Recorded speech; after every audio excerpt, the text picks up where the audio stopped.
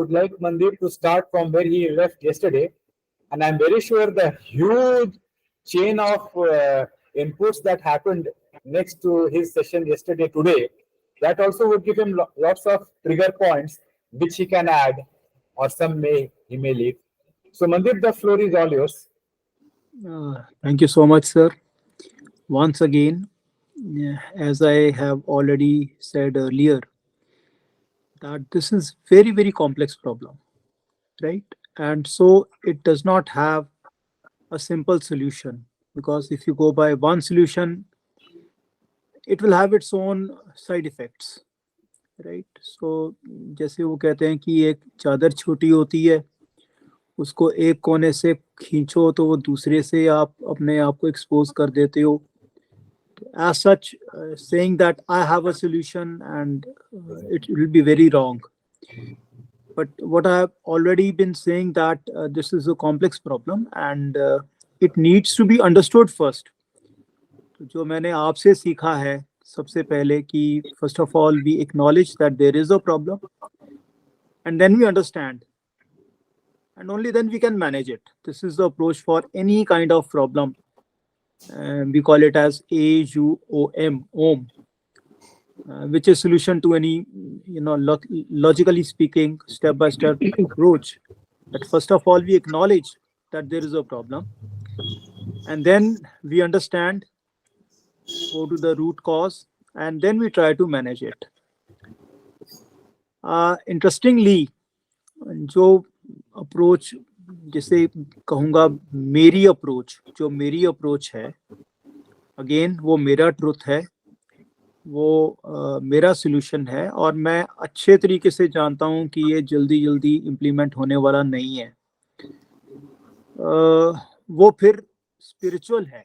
Interestingly ये spiritual problem है और ये इसका सॉल्यूशन भी स्पिरिचुअल ही है. स्पिरिचुअलिटी में जैसे कहा जाता है that everything is one, oneness की बात की जाती है. सिखिज्म में स्पेसिफिकली इसे एक ओंकार कहा गया है. सब कुछ एक है, ये नहीं कि भगवान एक है. भगवान तो एक हमसे कोई जुदा नहीं है, सब कुछ एक है.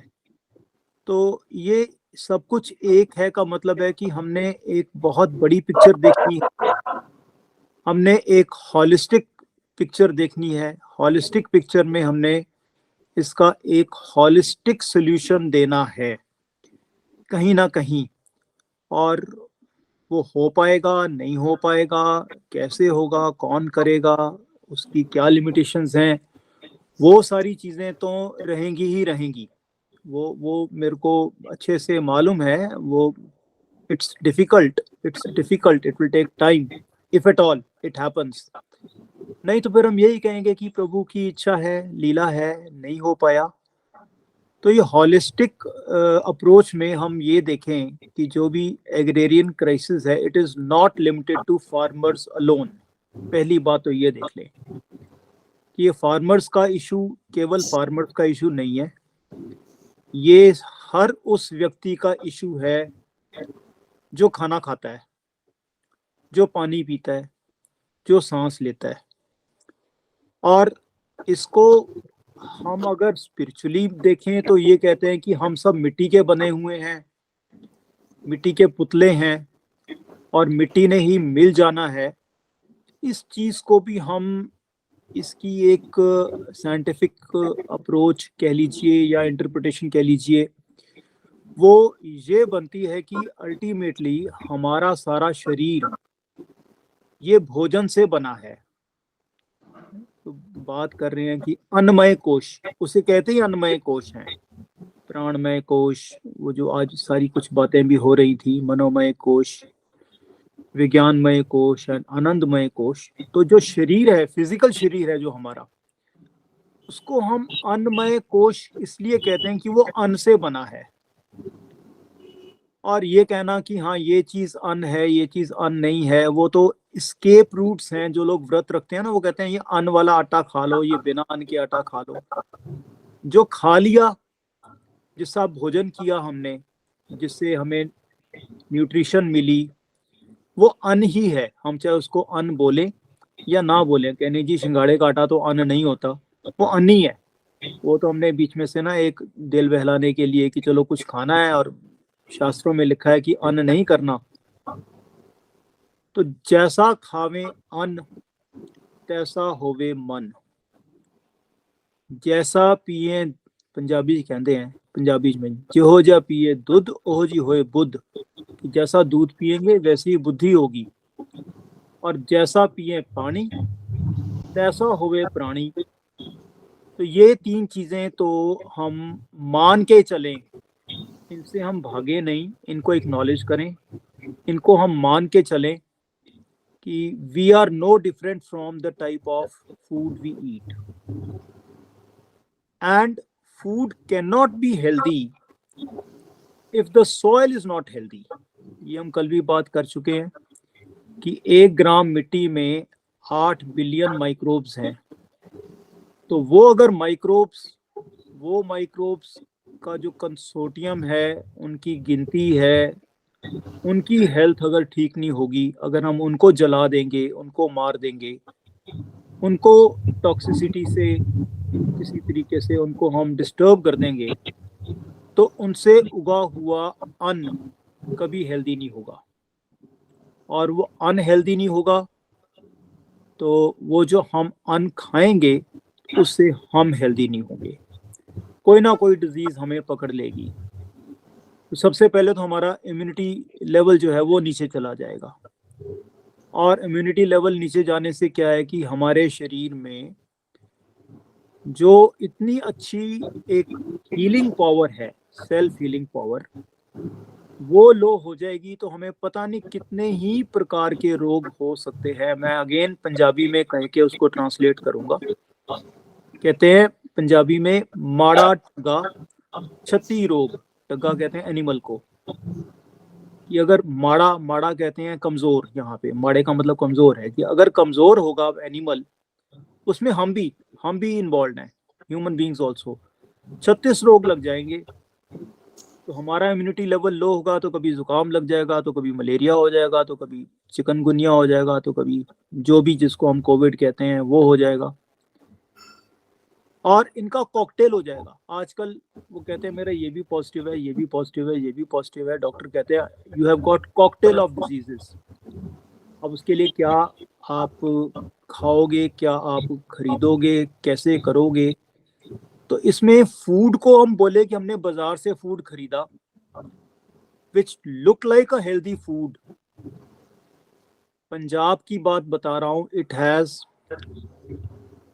some time back it was analyzed, अब तो आज तो और भी ज्यादा हो गया होगा, that the amount of pesticides in the vegetables available in Punjab is 40 times more than the permissible level, 40 times।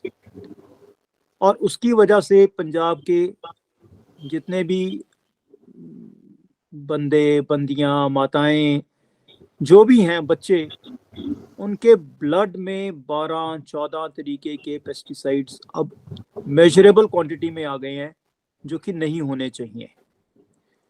To the extent I will simply say that एक अम्बिलिकल कॉर्ड होता है जो जिसमें बच्चा मदर से कनेक्टेड रहता है, उसके अंदर एक बैरियर होता है, और उस बैरियर में ये रहता है कि बच्चे का ब्लड अलग से बनता है और मदर का ब्लड अलग से बनता है। उनका ग्रुप अलग हो सकता है, mother can be let us say A B and the child can be only A, ठीक है ना, mother can be A positive, child can be A negative. वो ब्लड की ग्रुपिंग जिस तरीके से हमें समझाई गई है, डॉक्टर साहब अच्छे से मानेंगे ये वाली बात। वो बैरियर में से मदर का एक भी ड्रॉप ब्लड का चाइल्ड में नहीं जाता, लेकिन देखा यह गया कि मदर के अंदर जो टॉक्सिन्स हैं, जो पेस्टिसाइड्स हैं, वो इन्फेंट में भी चले जाते हैं, अनबॉर्न बेबी में चले जाते हैं, अनबॉर्न बेबी में। तो if someone has raised any hand, मैंने देखा था बीच में, एंड ही वांट्स और शी वांट्स, तो I am open for any kind of discussion. Mandeep, you finish this part, maybe No, yeah. then No, you no, should- that was a mistake. Don't worry. Okay, all right, taken। अच्छा, अब होता ये है कि हमने बहुत बार ये सोच के, जो हम कल बात कर रहे थे कि हाउ, कुछ हो गया तो उसका जवाब दो हाउ, और हाउ से हम एक चीज को ठीक करते हैं तो 10 चीजों को हम खराब कर देते हैं। तो अगर हम पंजाब की बात करें तो स्टार्टिंग में ये हुआ कि हमें वीट चाहिए ज़्यादा और हमें राइस चाहिए, और हमने फिर हाइब्रिड वैरायटी वीट की ले ली, नई वैरायटीज राइस की बना ली, और हमें लगा कि इससे हमारी production of wheat and rice बढ़ गई है। रिसेंट स्टडीज हैव शोन कि वो यील्ड की ज़्यादा की वजह से नहीं बढ़ी, वो इसलिए बढ़ी कि एक तो total number of area under cultivation ज़्यादा हो गया, thanks to canal irrigation, thanks to deforestation, जिसकी हम कल बात कर चुके हैं कि अब सिर्फ 4% ही एरिया अंडर फॉरेस्ट है, and thanks to crop replacement.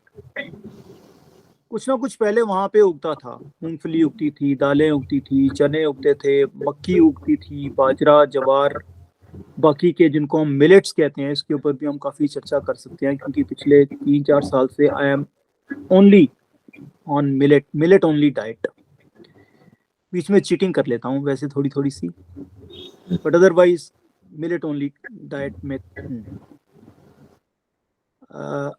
तो वो एक एस्पेक्ट रहा जिसकी वजह से हमने कहा कि पंजाब में बहुत गेहूं उगले लगी, बहुत ज़्यादा, पर it was not because of the kind of variety which was sown over there. अब उस वैरायटी के साथ क्या हुआ, जब एक आपने डाइवर्सिटी खत्म कर दी, जिसके ऊपर हम कल बात कर चुके हैं, और डाइवर्सिटी खत्म करने से हमने मोनोकॉट फॉलोड बाय मोनोकॉट, जो कि बिल्कुल against the principles of nature है, वो डालना शुरू कर दिया, मोनोकॉट आफ्टर मोनोकॉट। और मोनोकॉट भी कौन से, wheat followed by paddy, followed by wheat and followed by paddy, and this was repeated over large number of years। तो उससे क्या हुआ, हमारा जो सॉइल है वो अनहेल्दी हो गया, कमजोर हो गया।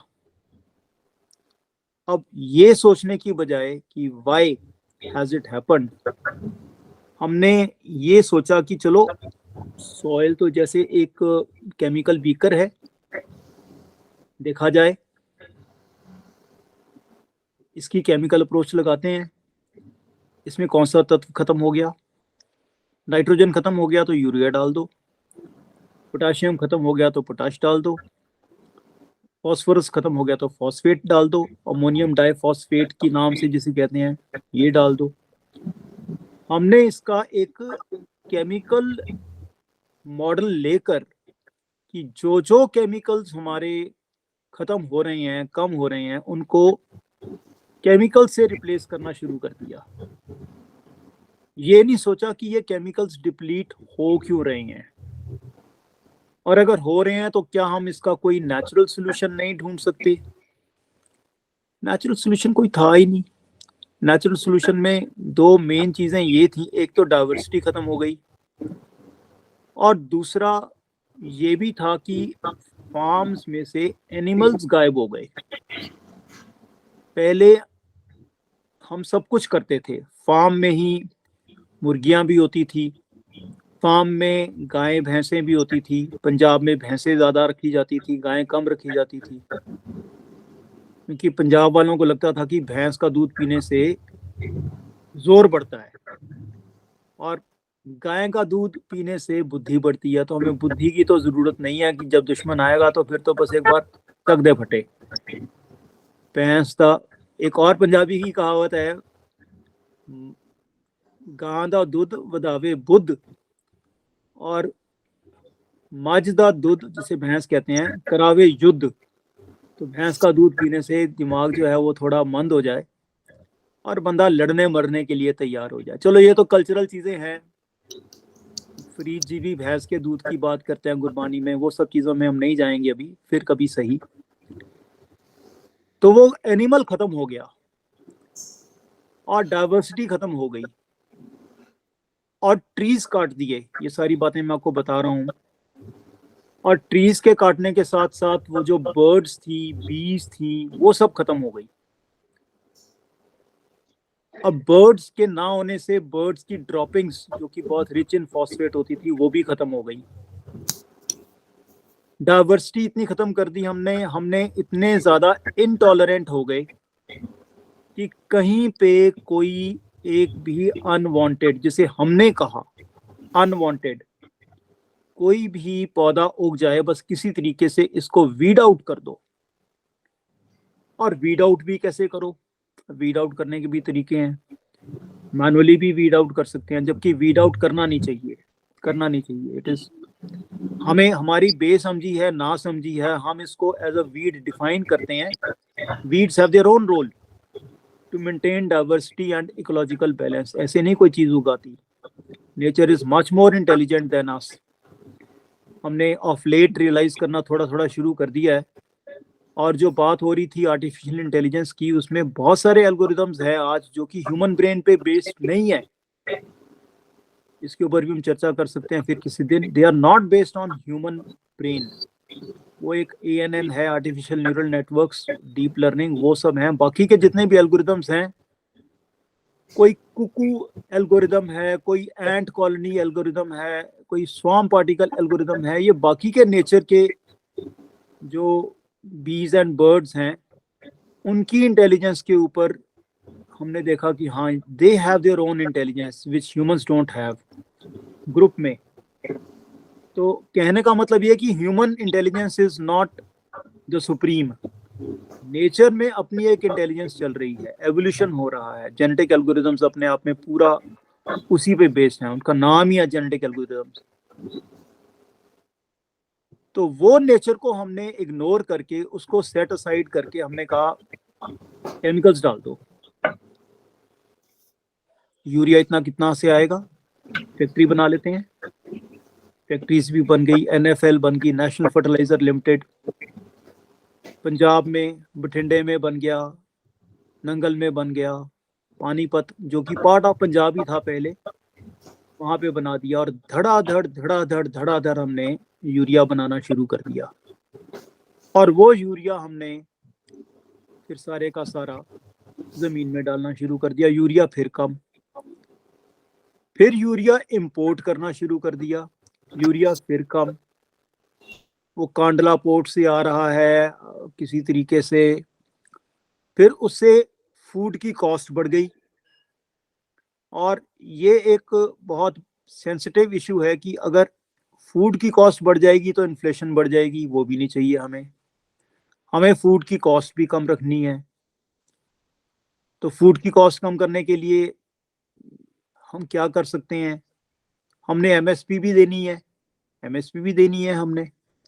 और MSP जो देनी है, जिसे हम मिनिमम सपोर्ट प्राइस करते हैं, वो ऑन द बेसिस ऑफ कितना खर्चा आया उसमें, उसके ऊपर ये MSP हमारी कैलकुलेशन का जो फॉर्मूला है, उसमें कुछ फार्मर को प्रॉफिट भी देना है। और उस खर्चे को कम करने के लिए फिर हमने यूरिया पे सब्सिडी देनी शुरू कर दी, क्योंकि अगर ये खर्चा बढ़ गया तो MSP बढ़ जाएगी, MSP बढ़ जाएगी तो फूड की प्राइस बढ़ जाएगी, फूड की प्राइस बढ़ जाएगी तो उसका अपना एक इफेक्ट होगा। यूरिया फिर नहीं कम डल रहा। फिर किसी ने कोई और पोटैटो की जैसे डालनी शुरू की, चलो क्रॉप करते हैं, उसमें फॉस्फेट कम है। तो फॉस्फेट कम होने के चक्कर में हमने अमोनियम डाइफॉस्फेट डालना शुरू कर दिया। और अमोनियम डाइफॉस्फेट की अपने बड़े इश्यूज थे। सरप्राइजिंगली ये मैं आपसे बात जो शेयर कर रहा हूं, एविडेंसेस बहुत छुपाए जाते हैं और एविडेंसेस को रद्द कर दिया जाता है। और जो अनकंफर्टेबल ट्रूथ होता है, उसके लिए जो ये ट्रुथ बोलता है, उसको भांति भांति के लेबल लगा दिए जाते हैं। जैसे मैंने बताया, इको टेररिस्ट एक, एंटी साइंटिफिक, ये सारी बातें पहले हो रही थी, एंटी साइंटिफिक है ये, एंटी नेशनल है ये, बहुत कुछ। तो पंजाब में हमारे साथियों ने samples of urine, hair and nails, ये एनालिसिस इनका कराने के लिए यूरोपियन डिफरेंट डिफरेंट लेबोरेटरीज में भेजा किसी तरीके से, और पता चला कि इसमें यूरेनियम बहुत ज्यादा है। ये शायद आपने भी कभी खबर पड़ी हो कि पंजाब के फरीदकोट वाले बेल्ट में और बहुत सी जगह में बच्चों में डिफॉर्मिटीज आनी शुरू हो गई हैं, बड़ों में भी आ रही हैं। पर बड़े क्योंकि पुराने पुराने पापी हैं, वो सह जाएंगे। बच्चे तो बिल्कुल ही नया मॉडल आया है, उनमें ये रेजिस्टेंस है नहीं है बिल्कुल भी। तो उनके नेल्स, हेयर एंड यूरिन में यूरेनियम है। तो सब लोग सोचने लगे कि पंजाब में यूरेनियम क्यों आ गया। पंजाब में ना कभी न्यूक्लियर ब्लास्ट हुआ, पंजाब में ना कोई न्यूक्लियर प्लांट है अभी तक। उसके ऊपर भी काफी चर्चा की जा सकती है। ये हर स्टेट में कहते हैं प्लांट लगाना है। मेरे ओपिनियन में, मेरे ट्रूथ में ये अच्छा नहीं है। तो पता चला कि ये यूरेनियम आ रहा है डाई अमोनियम फॉस्फेट से। अब ये डाई अमोनियम फॉस्फेट से यूरेनियम कैसे आ गया, तो उसकी भी जब फर्दर इन्वेस्टिगेशन की तो पता चला कि जो यूरेनियम की माइनिंग होती थी वो यूरेनियम फॉस्फेट के हिसाब से होती थी। उसमें से फॉस्फेट अलग कर दिया जाता था और यूरेनियम की भी क्लासेस होती हैं, 235, 236, 238। तो वो जो फिशनेबल यूरेनियम है वो उसमें से निकाला जाता था, जिसको कि हम न्यूक्लियर प्लांट में यूज करें। जब वो फिशनेबल यूरेनियम का क्वांटिटी इतनी कम हो गई कि कमर्शियली वायबल नहीं रही, तो इनको चाहिए था कि वो माइन बंद कर देते। पर इन्होंने सोचा इतना पैसा लगाया है माइन पे, फॉस्फेट तो अभी भी है ना उसमें, यूरेनियम फॉस्फेट, तो चलो इसका फॉस्फेट ही यूज किया जाए। और वो फॉस्फेट वो वाला was all लेस्ड with uranium. I think मेरी बात आपको सब समझ में आ गई होगी।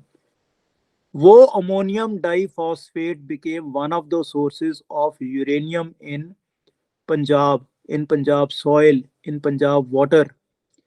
और जो चीज सॉइल में आ जाती है वो फिर गोभी में भी आ जाएगी, मटर में भी आ जाएगी, सब में आ जाएगी। फॉस्फेट जहां जहां पे जा रहा है उसके साथ यूरेनियम की कंटेमिनेशन भी चली जाती है। और उसकी वजह से, मैं नाम तो नहीं लेना चाहता, बट एक सीएमओ के बेटे को ही बड़ी इश्यूज होगी। उसके नेल्स ही नहीं बने, उसके हाथों के नेल्स ही नहीं बने। वो खुद सीएमओ है, ही हिमसेल्फ इज विक्टिम। और वो और ऐसे बहुत से बच्चों को भी देखता है, लोगों को भी देखता है जहां पे।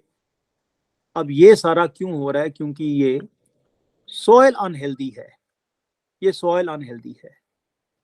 पेस्टिसाइड्स इतने ज्यादा क्यों डल रहे हैं, उसका एक सिंपल सा कारण है कि जब डाइवर्सिफाइड इन्वायरमेंट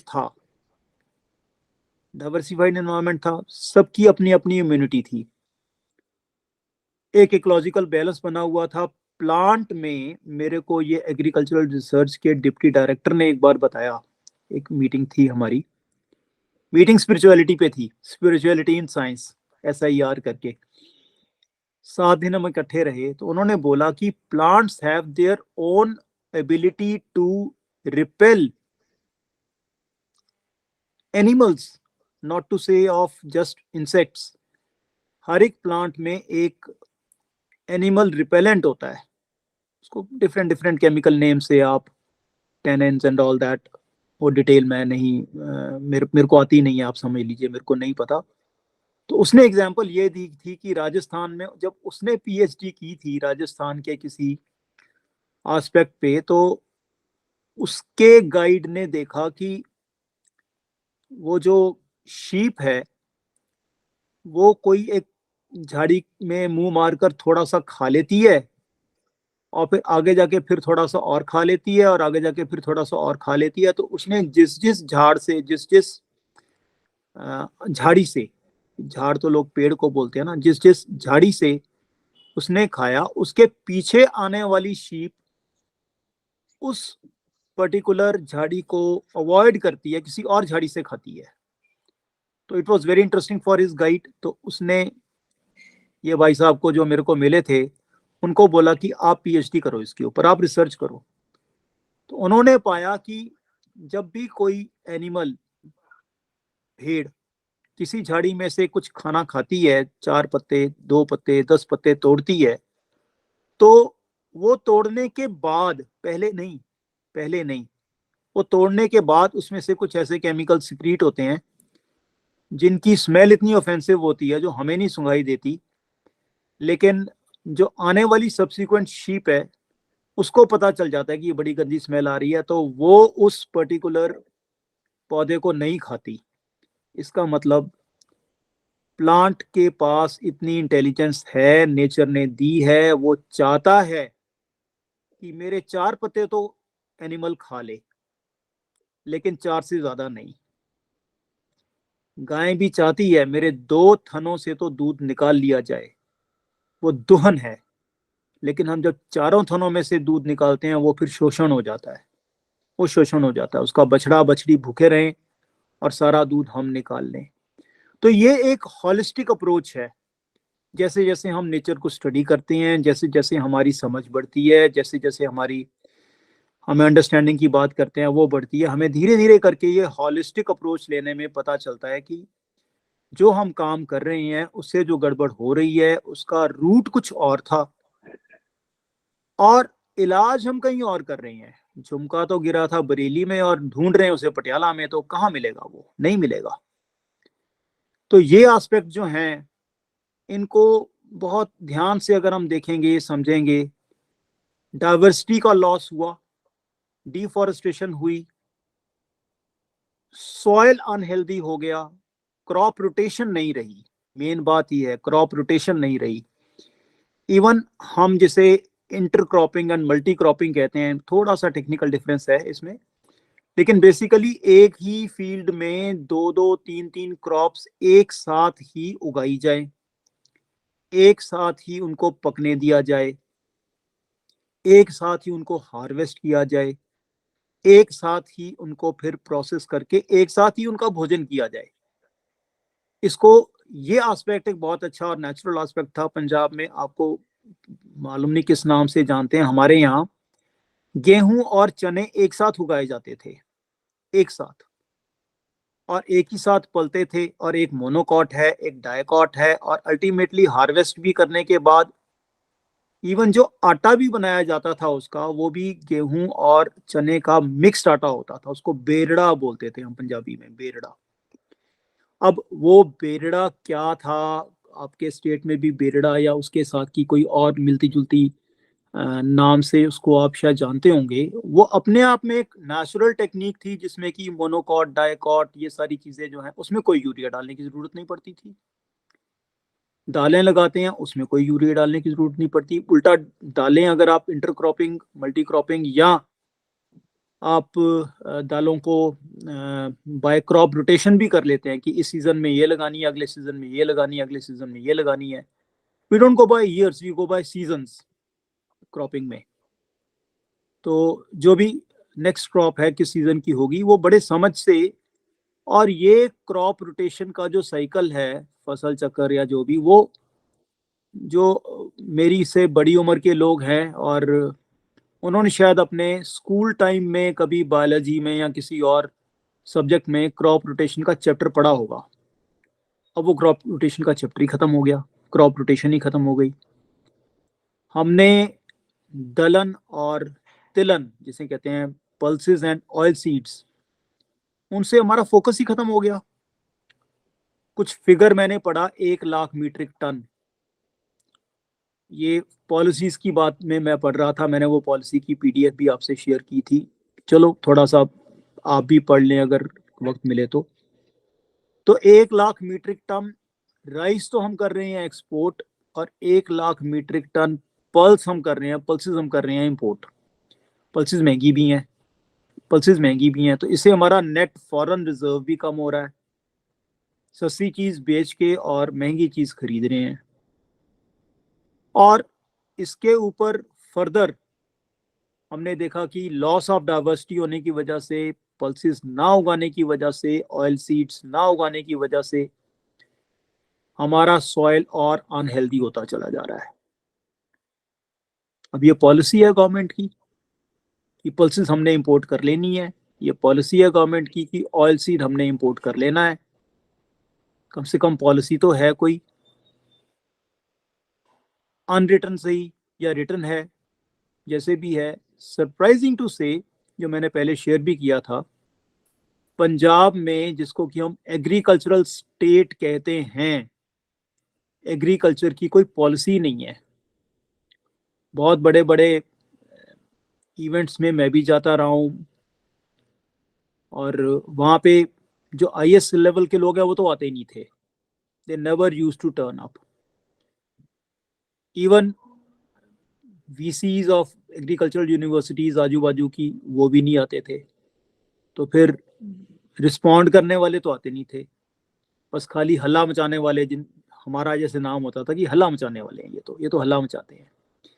तो हल्ला मचाने वाले वहाँ पे चले गए, एक्टिविस्ट चले गए, उन्होंने ये सारी बातें बोली जो मैं बोल रहा हूँ आपके साथ। वो भी आप एक बार सुन लोगे, 2 बार सुन लोगे, 3 बार सुन लोगे, फिर हमने भी जाना छोड़ दिया कि वहाँ पे हमारे ही अपने बंदे हैं, वही बातें हैं, वही बातें कर रहे हैं, सुनने वाला कोई है नहीं है।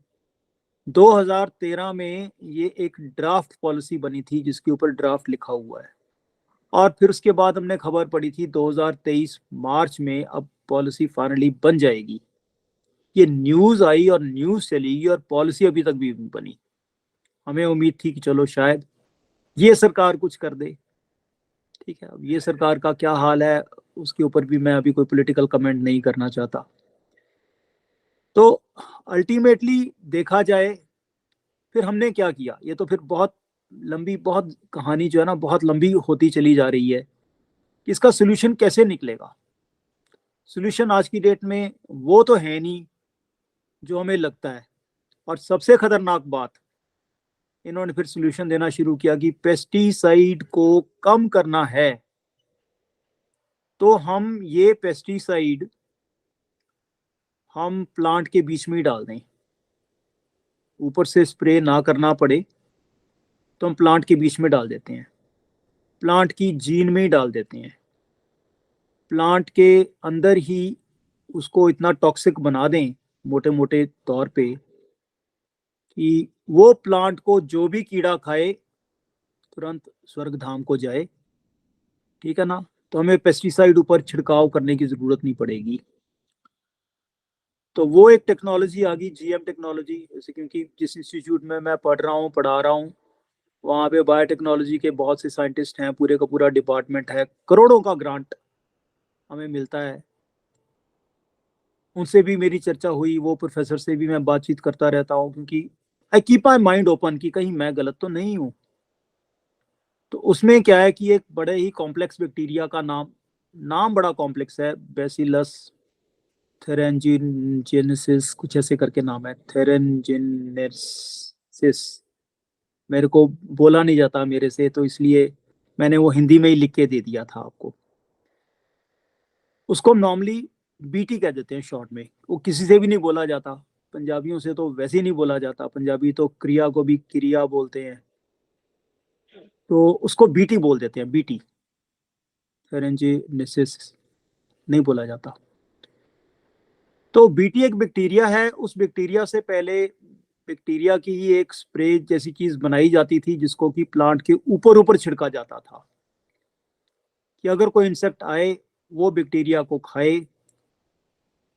तो जो मेरे साथी हैं बायोटेक्नोलॉजी डिपार्टमेंट में, उन्होंने बोला कि ये BT जो बैक्टीरिया है ये इंसेक्ट के गर्दन पे अटैक करता है, वेरी स्पेसिफिकली उन्होंने मेरे को बताया। और गर्दन पे अटैक करेगा तो उसकी गर्दन चोक हो जाएगी, तो वो फिर तड़प तड़प के भूख से मर जाएगा, उसका अंतकाल हो जाएगा। तो मैंने कहा ह्यूमंस पे, कहते नहीं humans they are very safe, human की गर्दन पे वो इतना फर्क नहीं पड़ता उसका। तो ये बात भी डिबेटेबल है कि humans and insects are same और नॉट, क्योंकि कई जगह पे मेरे को लोगों ने ये बताया कि बहुत से दवाइयाँ उनकी एफिकेसी को चेक करने के लिए पहले हम इंसेक्ट पे चेक करते हैं, फिर कहते हैं कि हाँ ये इंसेक्ट पे इफेक्टिव है तो ह्यूमन पे भी इफेक्टिव होगी। बट जब पेस्टिसाइड की बात कहते हैं फिर हम कहते हैं कि नहीं नहीं, ये पेस्टिसाइड जो है बीटी बेस्ड है, ये ह्यूमंस को कुछ नहीं कहता, ये खाली इंसेक्ट्स को कहता है। चलो वहां तक भी बात ठीक थी, होगा, मान लिया। फिर इन्होंने जो बहुत ही खतरनाक चीज, जेनेटिकली मॉडिफाइड ऑर्गेनिज्म जिसे कहते हैं, ये ट्रांसजेनिक होती है। ट्रांसजेनिक का मतलब स्पीसीज तो छोड़ो, इसका जैसे फैमिली ही अलग होती है। ये जो कॉम्बिनेशन है जीन ट्रांसप्लांट का, हाइब्रिड में तो एक प्लांट और दूसरे प्लांट को, जो कि मैंगो और मैंगो का हाइब्रिड है, वो हाइब्रिड होता है। यहाँ पे तो अजीब सी चीज है कि टमाटर के बीच में फिश की जीन डाल दो,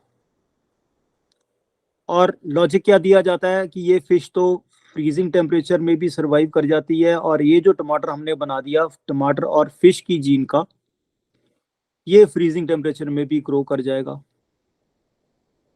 तो वाकई ज़रूरत है क्या हमें फ्रीजिंग टेम्परेचर पे टमाटर ग्रो करने की या नहीं, वो एक अपने आप में इशू है। जो ट्रांसजेनिक जीएमओ है उसमें इन्होंने प्लांट के बीच में, प्लांट की जीन में ही ये बीटी के जीन्स डाल दिए, ये वाले प्लांट की, और उससे क्या हुआ, प्लांट जहरीला हो गया, प्लांट के पत्ते जहरीले हो गए। इनका बहुत कहना था कि हाँ ये बैंगन नहीं जहरीला हुआ, सिर्फ इसका पत्ता जहरीला हुआ है। चलो मान लेते हैं, बट बहुत से लोगों ने यहाँ पे ये हल्ला कहना शुरू कर दिया, इनमें से लालू प्रसाद यादव भी एक थे। आप उनकी बातों को कितना सीरियसली लेते हैं या नहीं लेते हैं उसके ऊपर नहीं कमेंट करूंगा, पर उन्होंने ये बोला कि जिस बैंगन को ये ससुरा कीड़ा नहीं खाता है उसको हम क्यों खाएं। बहुत मतलब बात तो वैलिड है, पर लोगों ने कहा नहीं नहीं नहीं, ये अनसाइंटिफिक है, ऐसे तो कुछ नहीं होता। इन्होंने बहुत कुछ सोच समझ के ये कर दिया कि हम एडिबल जो भी चीज है उसके ऊपर हम बीटी नहीं अलाउ करेंगे, यूरोप में भी नहीं अलाउड, लेकिन कॉटन के ऊपर कर देते हैं। कॉटन कौन सा एडिबल है कॉटन की। अब उसके परिणाम जो आए हैं, सिट्टे जो आए हैं, वो बहुत ही खतरनाक आए हैं। बीटी कॉटन के ऊपर आप सबने देखा होगा, पढ़ा होगा। सबसे पहले तो उसका बीज जो है बीटी कॉटन का, वो बहुत महंगा है, और ये एडवर्टाइजमेंट्स जो कि मैंने खुद देखी हैं, मैं शेयर नहीं कर पाऊंगा, अभी अलाउड नहीं है, वीडियोस हैं, वो ये कहते हैं कि आप बीटी कॉटन खरीदो, हमारी कंपनी का खरीदो, इससे आपकी आमदनी बढ़ेगी और इससे आप अपने पिताश्री के घुटने स्टील के डलवा लेंगे। ये कल हमने चर्चा की थी, परसों जब बात हो रही थी। तो एक तो महंगी है ये बहुत, और दूसरा इससे ये हुआ कि जो बुलवर्म आता था, नॉर्मली जो बुलवर्म आता ही है, नॉर्मली उसको हम, जिसको हमने नॉर्मल मानना शुरू कर दिया, अभी मानना शुरू कर दिया था, और नॉर्मली उसे हम कुछ स्प्रे करके उसको पेस्टिसाइड से छिड़कने से हम उसे बचाव कर लेते थे। वो बुलवर्म ये बीटी कॉटन के पत्ते खा खा कर इतना ज्यादा रेजिस्टेंट हो गया कि वो जल्दी जल्दी मरता नहीं है। उसको हटाने के लिए फिर बहुत ज्यादा स्प्रे करनी पड़ती है। तो ये तो जिसे हम कहते हैं कोबरा इफेक्ट, कोबरा इफेक्ट हो गया कि जो हमने सोल्यूशन प्रपोज किया था वो प्रॉब्लम को सॉल्व करने की बजाय प्रॉब्लम को और ज्यादा एग्रेवेट करने लगा। तो पता चला कि BT is not a solution for making the things pesticide free, rather it increases the pesticide content to be sprayed upon। इसके ऊपर और बात हुई, हमने कहा कि कॉटन तो एडिबल नहीं है। अब ये भी बहुत गलत बात है, हम जिसे कहते हैं कॉटन एडिबल नहीं है वो भी गलत है। कॉटन सीड से कॉटन सीड ऑयल निकलता है, और वो कॉटन सीड ऑयल बहुत बार हमें रिफाइंड ऑयल के तौर पे डायरेक्टली और मिक्स करके बीच में दिया जाता है, और जो कॉटन सीड का ऑयल निकालने के बाद जो पीछे रह जाता है, पता नहीं हिंदी में क्या कहते हैं, खल कहते हैं हम उसे पंजाबी में, खल ना खल भई ना तेल, काची सरसों पेल के, ना खल भई ना तेल, ये गुरबानी में भी श्लोक है। वो खल is used as cattle feed. तो अब अगर उसमें कोई टॉक्सिसिटी का एलिमेंट है तो वो कॉटन सीड ऑयल में भी आ जाएगा जो कि एडिबल है, और वो कॉटन की खल में भी आ जाएगा, कैटल फीड में भी आ जाएगा जो कि टॉक्सिक है। और जितने भी बहुत सारे ये ऑर्गेनोहेलाइड्स होते हैं, जो टॉक्सिन्स होते हैं ना, ऐसे ऑर्गेनोहेलाइड्स, जैसे सिंपल DDT, क्लोरो भी आ गया उसमें, कुछ डाई क्लोरो हेलाइड आ गए बीच में ऑर्गेनिक फॉर्म में। तो वो ऑर्गेनोहेलाइड्स की बहुत अच्छी प्रॉपर्टी है कि वो फैट सॉल्युबल होते हैं और फैट में एक्यूमुलेट हो जाते हैं। वो मेरी फर्स्ट जॉब जो है वो नेस्ले में थी, तो वहाँ पे मेरे को ये सिखाया गया था कि जो भी दूध लें उसमें कितनी DDT है उसको वो लैब में चेक करते थे, नहीं तो ये DDT या सच घी में चली जाएगी। जो घी बनाते थे, नया नया लॉन्च हुआ था एवरीडे घी 90s में, तो वो अपने आप में बहुत खतरनाक चीज है। अगर वो ऑर्गेनोहेलाइड्स हमारी भैंस ने खा लिए, गाय ने खा लिए, तो वो दूध में आ जाएंगे, अल्टीमेटली हमारी ही बॉडी में आएंगे। तो तरीका यही है। अब देखा फिर सोल्यूशन क्या है। अब इतनी बातें तो हमने पहले भी कर ली थी, ये सारी चीजें तो अब उसमें और ऐड होती चली जा रही हैं। जो सॉल्यूशंस देखे वो और ज्यादा हमें खतरनाक लग रहे हैं। They are even more harmful to us than the original problem. तो सॉल्यूशन जिस पे हम बोलते हैं सॉल्यूशन, तो वो कहते हैं नहीं जी ये तो यील्ड कम कर देगा। हमारा सॉल्यूशन तो यही है कि धीरे धीरे करके हम कंज्यूमर को अवेयर करें, कि वो फार्मर की हाथ पकड़ें, उसका हैंड होल्डिंग करें, और हमने किया भी, और उसको एनकरेज करें, उसको सपोर्ट करें to go in for what we call it as natural farming, जिसको कि लोग ऑर्गेनिक फार्मिंग भी कहते हैं। बट हमारा अपना मानना यह है कि चलो कहने को भले ही हम उसको ऑर्गेनिक फार्मिंग कह दें, but it should be natural farming. इसमें हल्का सा अंतर ये है कि ऑर्गेनिक फार्मिंग वाले कहते हैं कि स्प्रे तो आप वैसे ही करो जैसे पहले करते थे, लेकिन instead of spraying chemical pesticides you spray organic pesticides, and those organic pesticides फिर आप हमसे खरीदो, 10 गुना ज्यादा महंगे हैं, वो भी हमें खरीदेंगे। जैसे हमने कहा, एक वर्ड यूज किया था पिछली बार कि ऐसे सारे इंडस्ट्रियलिस्ट जिनको हम क्रोनी कैपिटलिस्ट कहते हैं, उनके लिए पंजाब में एक नाम यूज किया जाता है, अडानी। इसी तरीके से जितने भी ऐसी कंपनीज हैं जो सीड्स बनाती हैं, पेस्टिसाइड्स बनाती हैं, फर्टिलाइजर्स बनाती हैं, उनके लिए एक नाम, जेनेटिकली मॉडिफाइड सीड्स बनाती हैं, उनके लिए एक नाम पंजाब में यूज होता है। हमने ही शुरू किया, ज़्यादा लोगों को तो पता नहीं था, मॉन्सेंटो।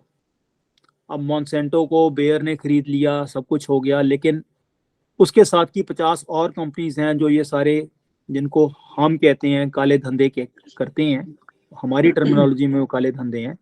वहां पे एक टर्म है मॉन्सेंटो, और मॉन्सेंटो का और food and drug administration America का आपस में एक, जिसे कहते हैं रिवॉल्विंग डोर एग्रीमेंट है। रिवॉल्विंग डोर एग्रीमेंट, ये लोगों को पता भी चल गया।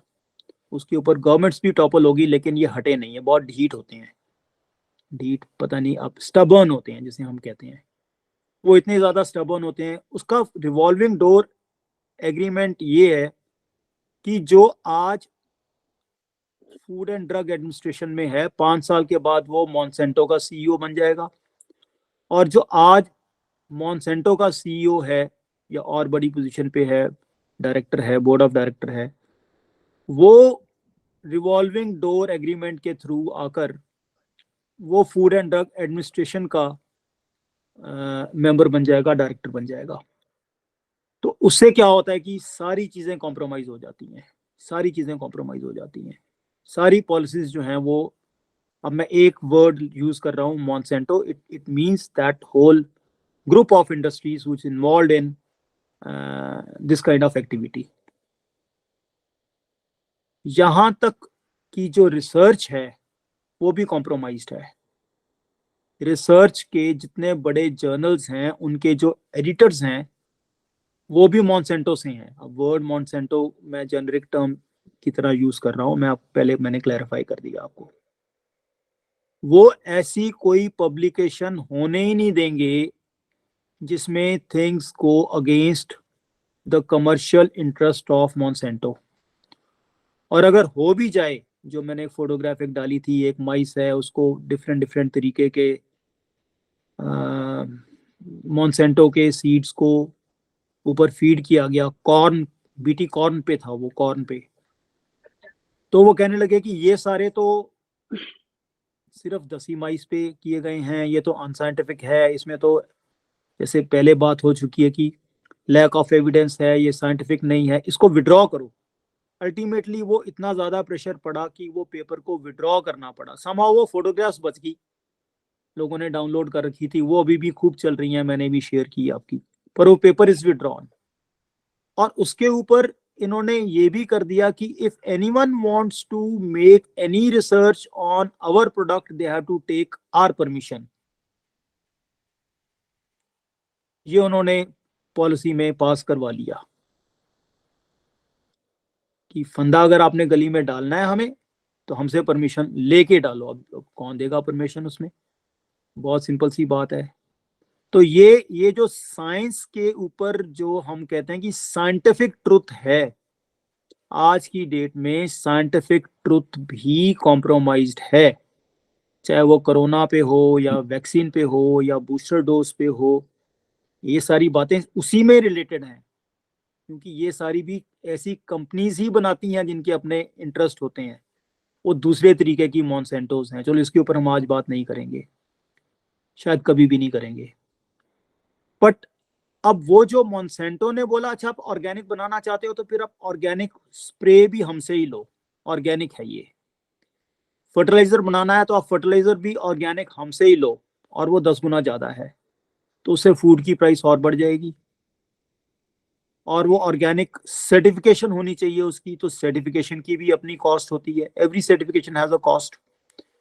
मैं आईएसओ का एमआर हूँ, मैनेजमेंट रिप्रेजेंटेटिव हूँ, तो उसके सर्टिफिकेट आईएसओ 9001 का जो सर्टिफिकेट है उसकी भी कॉस्ट होती है। तो उसमें ओवरऑल कॉस्ट इतनी बढ़ जाएगी कि एक चीज जो 1 रुपए की मिल रही है, अगेन 1 रुपए का तो कुछ भी नहीं मिलता, $1 की मिल रही है, वो ऑर्गेनिक होगी तो वो $2.5 की, $3 की, $4 की होगी। सरिता मैम इस चीज को, इसका पुष्टिकरण करेंगे। और वो फिर एग्जॉटिक हो गई, वो होगी कि ये तो नेचुरल, मतलब it is not for everyone, ये तो एलीट के लिए है, बिना स्प्रे के खाना एलीट के लिए है। और फिर उस पे ऊपर शक कि पता नहीं ये ऑर्गेनिक है भी है कि नहीं है। इसलिए ऑर्गेनिक का एक अलग ही फंडा शुरू हो गया। अब बात आती है नेचुरल फार्मिंग की, कि नेचुरल फार्मिंग फिर क्या है, which follows the principles of nature. ठीक है, but I think it's time that we take a break and take some questions. ज्यादा लंबा मोनोलॉग हो जाएगा, Yeah. वो ना So, आपको अच्छा लगेगा ना मेरे को अच्छा लग रहा है फिर। so Mandy sir, this is Anurag. I want to add few more items to your list. This is an area where I'm very passionate and I've done a lot of research and talk a lot about it. But one area you didn't cover is cattle. I think cattle के ऊपर में भी इतना ज्यादा hormone उनको दिया जा रहा है कि जो कि मेजॉरिटी लोगों को नहीं पता है। और उस हार्मोन से क्या होता है कि गायों को बहुत ज़्यादा हार्मोन दिया जा रहा है कि उनका दूध का प्रोडक्शन हो। उनको हर दिन इंजेक्शन दिया जा रहा है, तो वो क्या हो रहा है कि वो पूरा का पूरा हार्मोन जो है, वो गाय से एक्चुअली गाय के जो दूध पी रहे हैं उनके उनके बॉडी में आ रहा है। यहाँ यूएस में बहुत सारा प्रॉब्लम है। हमारे कुछ अभिन्न मित्रों के साथ हुआ कि वो लोग बहुत ज़्यादा ये क्या कहते हैं, सस्ता चिकन खरीदते थे, रेगुलर दूध खरीदते थे। उनके बच्चे में, बॉय में ब्रेस्ट डेवलपमेंट होने लगा। ये बहुत बड़ा इश्यू एक्चुअली यूएस में भी हो रहा है कि ब्रेस्ट डेवलपमेंट होने लग रहा है बच्चों में, छोटे बच्चों में। अच्छा, लड़कियों में पीरियड जो है, जो नॉर्मली 13-14 साल की उम्र में आता है, आज के ज़माने में बहुत सारी लड़कियों को 8 साल की उम्र में पीरियड आने लग रहा है, क्योंकि वो फीमेल हार्मोन जो है इतना ज़्यादा दिया जा रहा है। मुझे उतनी टेक्निकल टर्म तो नहीं पता है, इतना ज़्यादा मात्रा में दूध में फीमेल हार्मोन रह रहा है कि वो फीमेल हार्मोन आपके बॉडी में भी जा रहा है। अगर आप ज्यादा दूध पी रहे हैं, अगर आप ज्यादा चिकन खा रहे हैं, रेगुलर चिकन खा रहे हैं, तो आपके बॉडी में भी वो सारे के सारे हार्मोन्स पूरी तरह से जा रहे हैं और आपके पूरे सिस्टम को डिस्टर्ब कर रहे हैं। आई थिंक तो एक इशू वो है। दूसरा इशू आपने जो बोला, मैं उसके ऊपर और कमेंट करना चाहूंगा, ये बीटी और ये मोनसैंटो के ऊपर में। तो मैंने एक्चुअली यहाँ पे यूएस में भी, यूएस में ये ग्लोबल प्रॉब्लम है Mandy sir, this is not a local problem. Actually Sadhguru ने इसके ऊपर बहुत बड़ा कैंपेन किया था लास्ट ईयर, हम लोग काफी अवेयर हैं। मैं इनफैक्ट काफी प्रमोट करता हूँ सेफ सॉइल मिशन को। लेकिन यहाँ पे यूएस में भी ये लोग क्या करते हैं, बहुत सारे इन लोगों ने, किसानों जो नहीं करना चाहते हैं, वो क्या करते हैं कि बगल वाले खेत में जाकर के वो लगा देंगे वो बीटी कॉटन या फिर ये। और उसके बाद क्या होगा कि क्योंकि चिड़िया है, वो तो चिड़िया लेकर के जाएगी, पॉलिनेशन करेगी, तो क्या होता है उस पॉलिनेशन से, अगर आपका अगर आपका वो जेनेटिकली मॉडिफाइड क्रॉप नहीं भी है, तो आपके खेत में जेनेटिकली मॉडिफाइड क्रॉप आ जाता है। उसके बाद ये लोग क्या करते हैं, वो जाकर के वो जिसने बीज नहीं खरीदा है उनसे, और उसमें रूल क्या है कि आप क्रॉप बना सकते हैं लेकिन आप बीज नहीं जमा कर सकते हैं।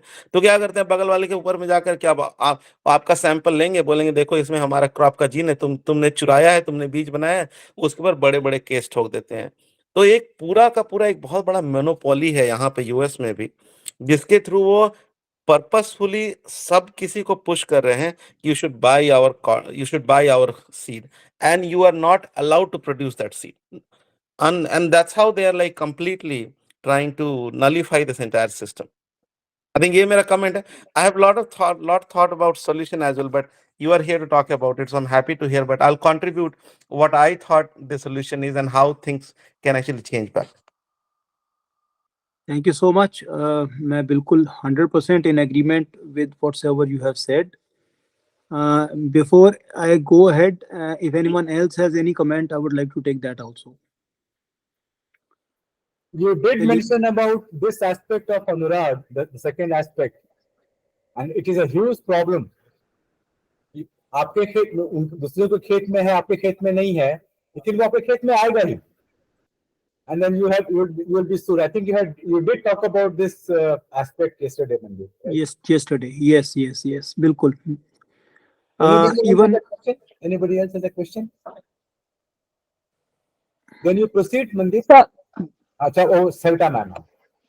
so so number one, first thing I just wanted to tell you, this was very, very like enlightening. But my question is, 90% of cotton oil, papaya, soya bean, corn, not cotton oil, sorry, corn oil in US is now GMO, genetically modified. Okay, that's number one. And this was commercialized since 1990s. So for last 30 years, we are using the same oil without any ill effect on my health. 30 years, I don't think I am in my 60s and I have any health issue. I do not take any blood pressure medication, don't have diabetes, no exercise limitation, nothing whatsoever. So is my children. They are raised on corn oil, basically. And I don't think they are unhealthy and not intelligent or anything.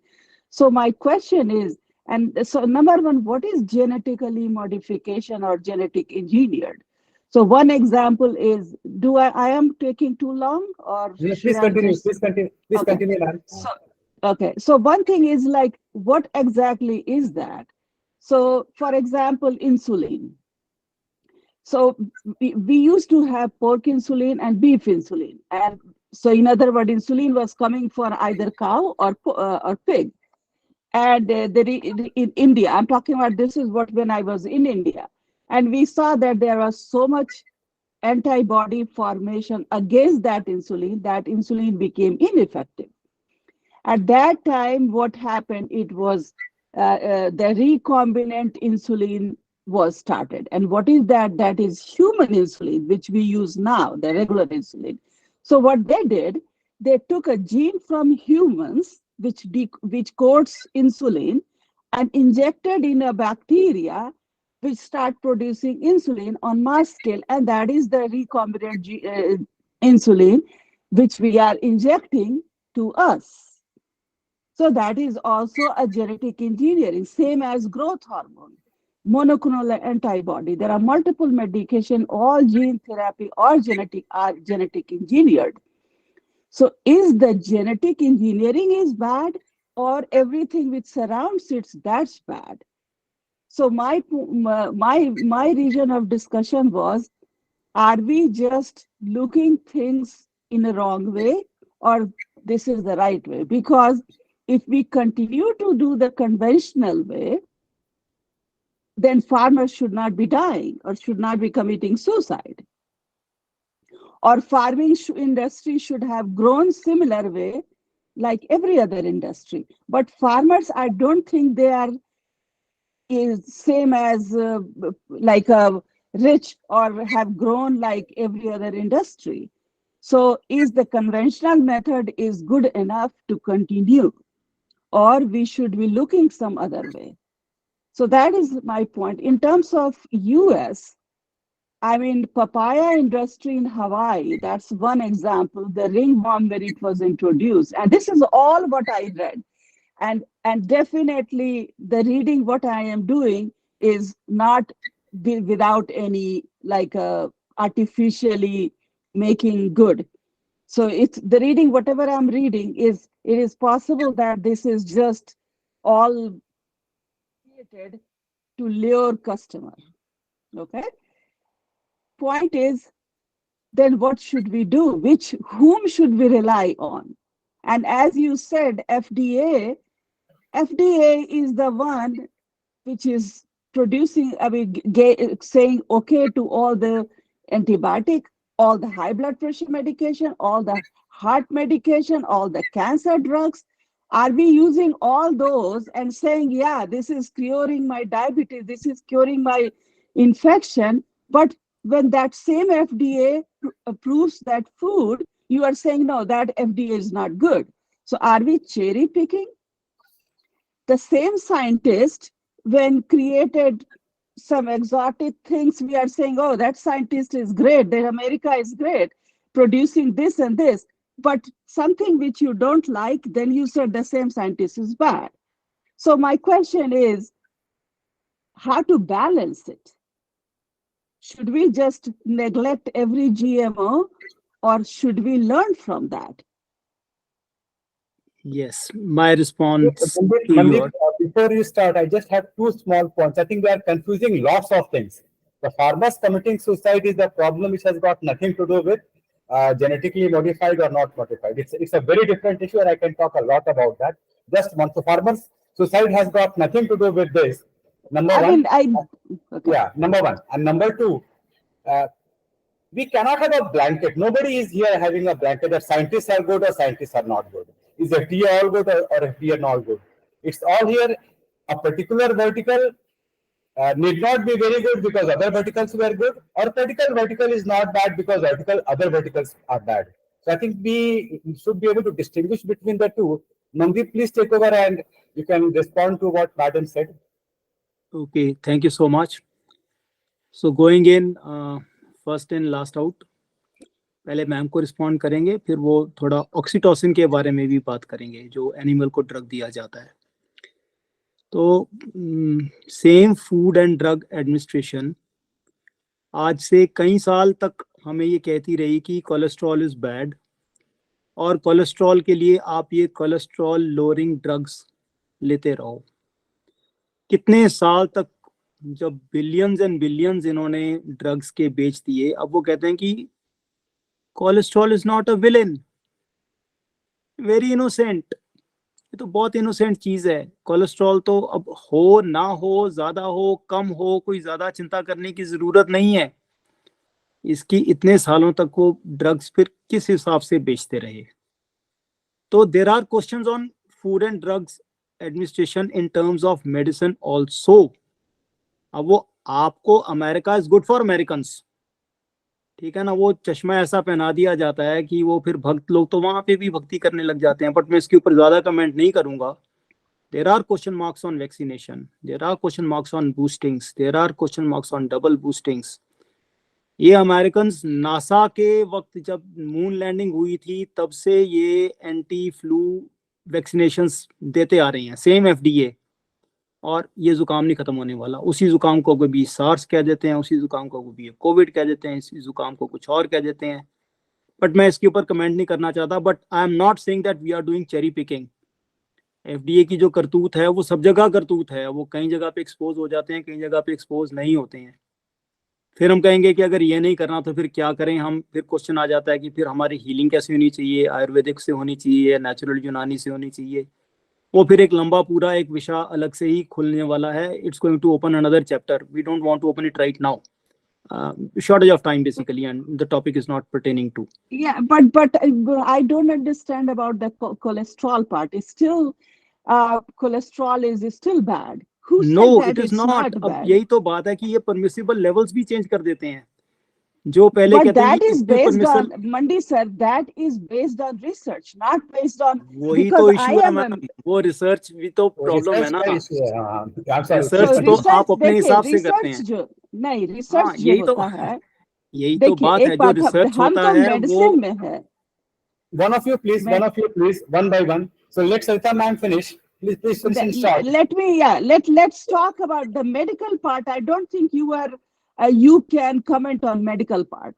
That's number one. You should No, not be that is going not to the allowed. I mean, medical. that I would not allow. That I would not allow that somebody should not comment on the medical No, part. That we no, should not the allow. But please no, continue. listen. So what we do? Let us put The cholesterol medical aside. part, the Mandeep medical sir had a part, point. researcher. Listen, Arun Roy, let me speak, okay?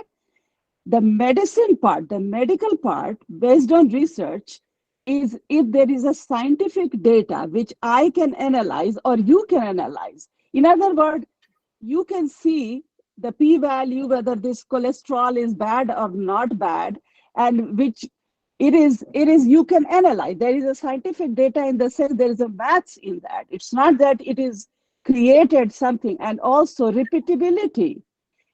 I am doing research in America, and then someone in Europe did. If those do not match, that means your both research, one is wrong. Okay, so Or the both are wrong. repeatability, Or both are wrong. yeah, or both are wrong. wrong, exactly, or both are wrong. So repeatability is a very important thing. If I am saying cholesterol is bad, you are saying cholesterol is good, we both may be wrong. Madam, Okay, just based on one point. Allow me one small interjection. Allow me one small interjection. Mandeep just said, I have no idea about it. I want both of you to say. Mandeep said that if DA has come with a notification or with a statement that the cholesterol is not all that bad, and the same FDA was saying it's all that bad. Is it right or not right? Any one of you can answer, because Mandeep had made a statement. Is the statement right or not right? Yes. So that's why I'm saying that is not the statement. The FDA has said every person who has heart disease, there is a certain level of cholesterol you should be maintaining. You cannot have cholesterol of 300. Okay, your LDL should be this. The HDL level, which was very good, used to be, that is come down. That it's not that important as is used to be. Again, these things change over time. It's not based on the medication only. It's not that the statin which we are using is just based on that. Mandeep, It would you is make that based on statement? No, just a moment, madam. Dr. Jha is raised there. Mandeep, will you make the statement again which you made sometime back about FDA and cholesterol? Yes. So what I said about cholesterol was that cholesterol, which was taken as the main villain, and so much was discussed and so much of medicine was sold to lower down the cholesterol. The limits were so low that everyone who was having anything more than that was taken as not normal. I'm just clarifying. And so to bring it down back to the normal level, back to the kind of limits which were prescribed, many of those medicines were sold. Now that limit has been raised.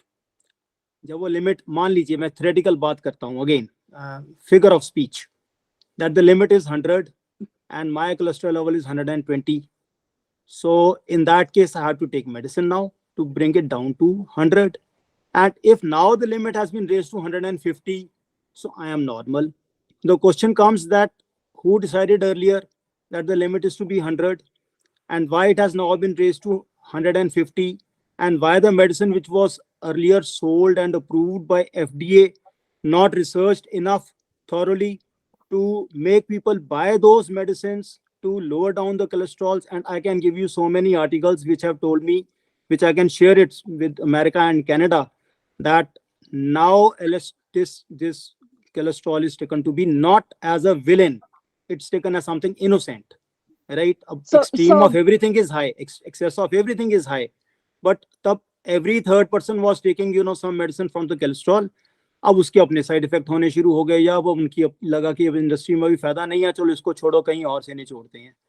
So FDI is not इतना दूध का धुला हुआ. This is what I want to say. It's not that I am cherry picking. इनके और भी बहुत सारी चीजें हैं, जब उस पे बात करने आएंगे तो उस पे भी बात करेंगे. But okay, let's listen to Dr. Jha, who is a medical professional. I think the point has been taken from both the speakers, and we shall make our own judgment on that. Dr. Jha, please go ahead. So, what Mandeep sir said is there's a particular post which has been doing round for last 5 years now, saying that US FDA had just come with this notification or some publication. It has never said that the cholesterol is so innocuous or innocent that you don't have to take care of it. Statins were used and were beneficial in a large number of cases. That has been proved. Again, research, this is an age of cynicism, skepticism, everything is under cloud, what to believe, what not to believe. And things change. Science is not anything static. When we were young, if we sustained a burn injury, we were particularly asked by everybody, including the family physician, not to pour water or anything cold on it. Now we are doing just the opposite. If you have a burn, just apply ice. Same thing. If you have any twist injury, anything blunt injury, soft tissue, immediately we used to apply hot compress or something hot on it. Now it's the other way around. So this is an evolving. The facts cannot remain static. So we have to accept. And it is the other aspect is that every decade, the recommendations, the advisories about all the diseases that affect common population keep on changing. And there's a lot of confusion. Simple, whether tea is good for health or not, coffee should be taken or not, egg is good for health or not. This is a debate. And this will, I don't believe that the truth will ever come out. Again, my truth, your truth, and the truth will remain in different compartments. Yes, what I agree, where I agree with Professor Mandeep is that the research these days is influenced by big money. It is a fact. Yes, that we all agree. We all agree. We all agree on that. There is just one point. Allow me one introduction before I give it to Mandeep. Now, here what Sarita ma'am's question is, and it's a very pointed question, that certain research papers published in US or even otherwise are recommending GM, right? What Mandeep Singh said is that at least in 2 cases, brinjal and cotton, I will add a little bit extra information on that. At least in those cases, we said that what was researched and found to be absolutely innocuous, etc., has turned out actually not so. Just one information, Sharad Pawarji, when he was the agriculture minister in the Congress government, he had almost taken the decision of bringing GM food. 3 years later, in his own state, actually in his constituency, that cotton growing, and when they simply complained, and I do not know, I don't want to go whether it's political reason or not, he withdrew that. So, question right now is this. Number one, there is a research, there are some research papers which say GM is good and we should go for GM. Now we have to take a call whether do we completely depend on that research and go ahead, or as Nicholas say, let us give it some time, the way we did for cotton or the way we did for brinjal, and see the effects before we taking a general decision. Isn't that the problem that we are facing today, Mandeep, or others? The issue with GMs is that it is not reversible. Once you introduce GM in open field, there is a lot of difference between GM in controlled environment and GM coming in open field. The kind of insulin which is produced, the kind of genetic engineering which we are following in biotechnology, producing enzymes through GMOs, and that is okay because it's all in the controlled space. So as such, genetic modification of the organisms for industrial purpose in controlled environment is not dangerous, not dangerous at all. It has increased the production, it has increased the efficacy, the quality of the product, and so on and so forth. The issue is that once we use it in the open field, what effect will it have on the entire ecology? If at all we are using BT, if at all we are producing toxic, kind of species itself is toxic. Insecticide we stop spraying, okay, after 2 years, 3 years, the residue of that will go to the normal level, what we call it as permissible level. But with genetics, it's going to be there for generations and generations and harm the, as another participant, dear friend, has said, that even the neighboring field will get affected.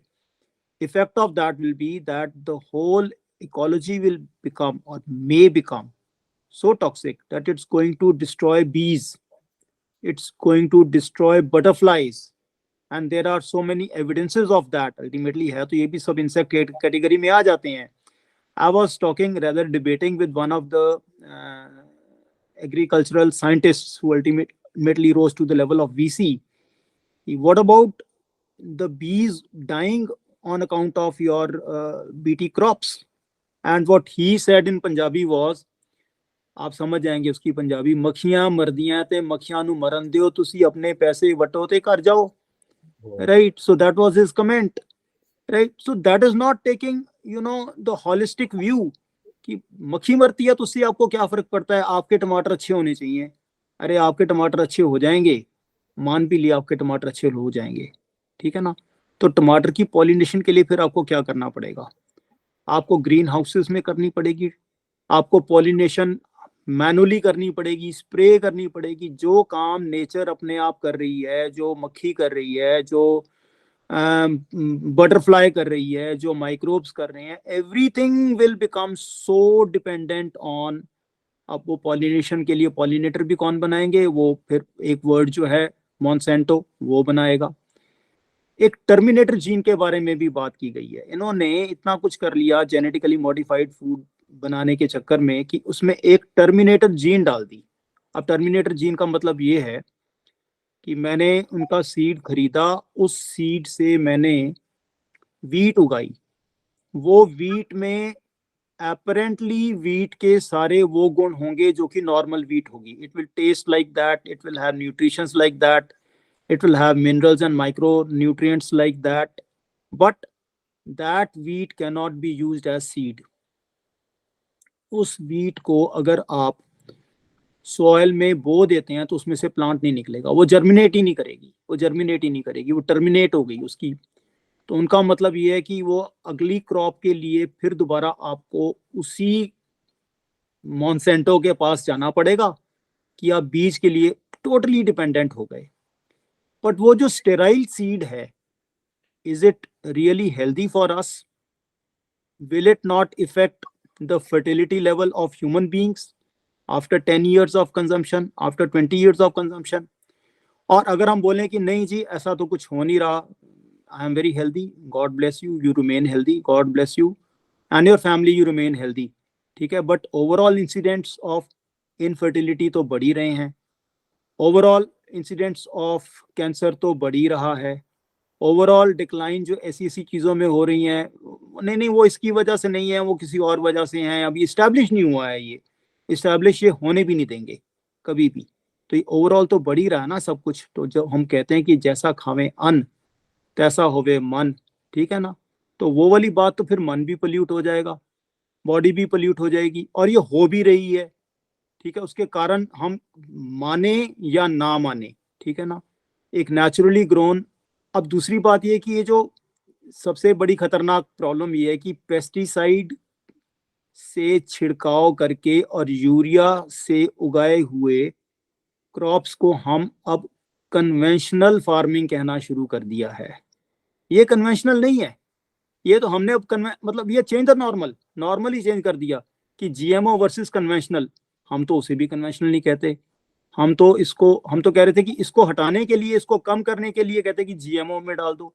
जहां जहां पे BT cotton आई है वहां वहां पे pesticide का usage भी बढ़ा है, वहां पे कर्जा भी बढ़ा है, वहां पे फार्मर्स के सुसाइड भी शायद। अब लिंक करने वाली बात है, स्टैटिस्टिक्स ऐसी है कि you have lies, you have damn lies and then you have statistics. तो स्टैटिस्टिक्स को आप कैसे देखते हो, क्या करते हो, वो उसके ऊपर भी बहुत लोचा है, ठीक है ना। वो उसके बारे में भी हम काफी चर्चा कर सकते हैं किसी स्टेज पे। बट अब बात आती है कि फिर हम करें क्या। जो सबसे बड़ा ऑब्जेक्शन लगाया जाता है वो है कि ऑर्गेनिक फार्मिंग, जिसको हम ऑर्गेनिक नहीं कहते, क्योंकि ऑर्गेनिक तो फिर एक और ही चीज, एक और ही मॉन्सेंटो बीच में आ जाएगा उसके लिए, जिसे हम नेचुरल फार्मिंग कहते हैं। हम जिसे नेचुरल फार्मिंग कहते हैं, the best part is that the highest yield of rice and the highest yield of potato ever recorded on earth is obtained through natural farming.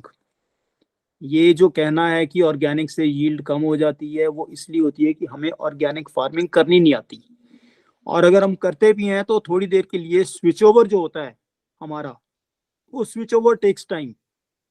Going to natural farming from, जो जिसे हम आज की date में conventional कहने लगे हैं, conventional farming, ये it will take time, it will take 2 years, it will take 3 years, it will take number of training stints. तो पायलट स्केल पे करनी पड़ेगी, ट्रेन करना पड़ेगा, गलतियां करेंगे, नुकसान होगा, वो नुकसान होगा तो फार्मर घबरा जाता है और वो कहते हैं नहीं नहीं हम तो फिर स्प्रे ही कर देते हैं, हम तो रे ही कर देते हैं, स्प्रे डाल देते हैं, मरते हैं मरने लें।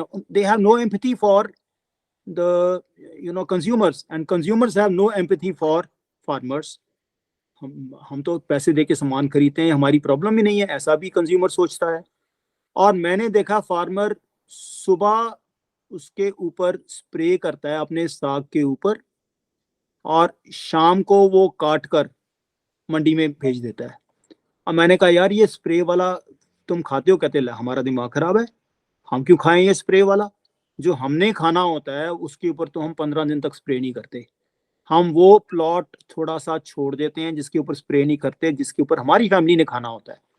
और मैंने कहा फिर ये जो तुम बेच रहे हो, ये कहते ये तो शहर के लोगों ने खाना है, हमें उससे क्या लेना देना।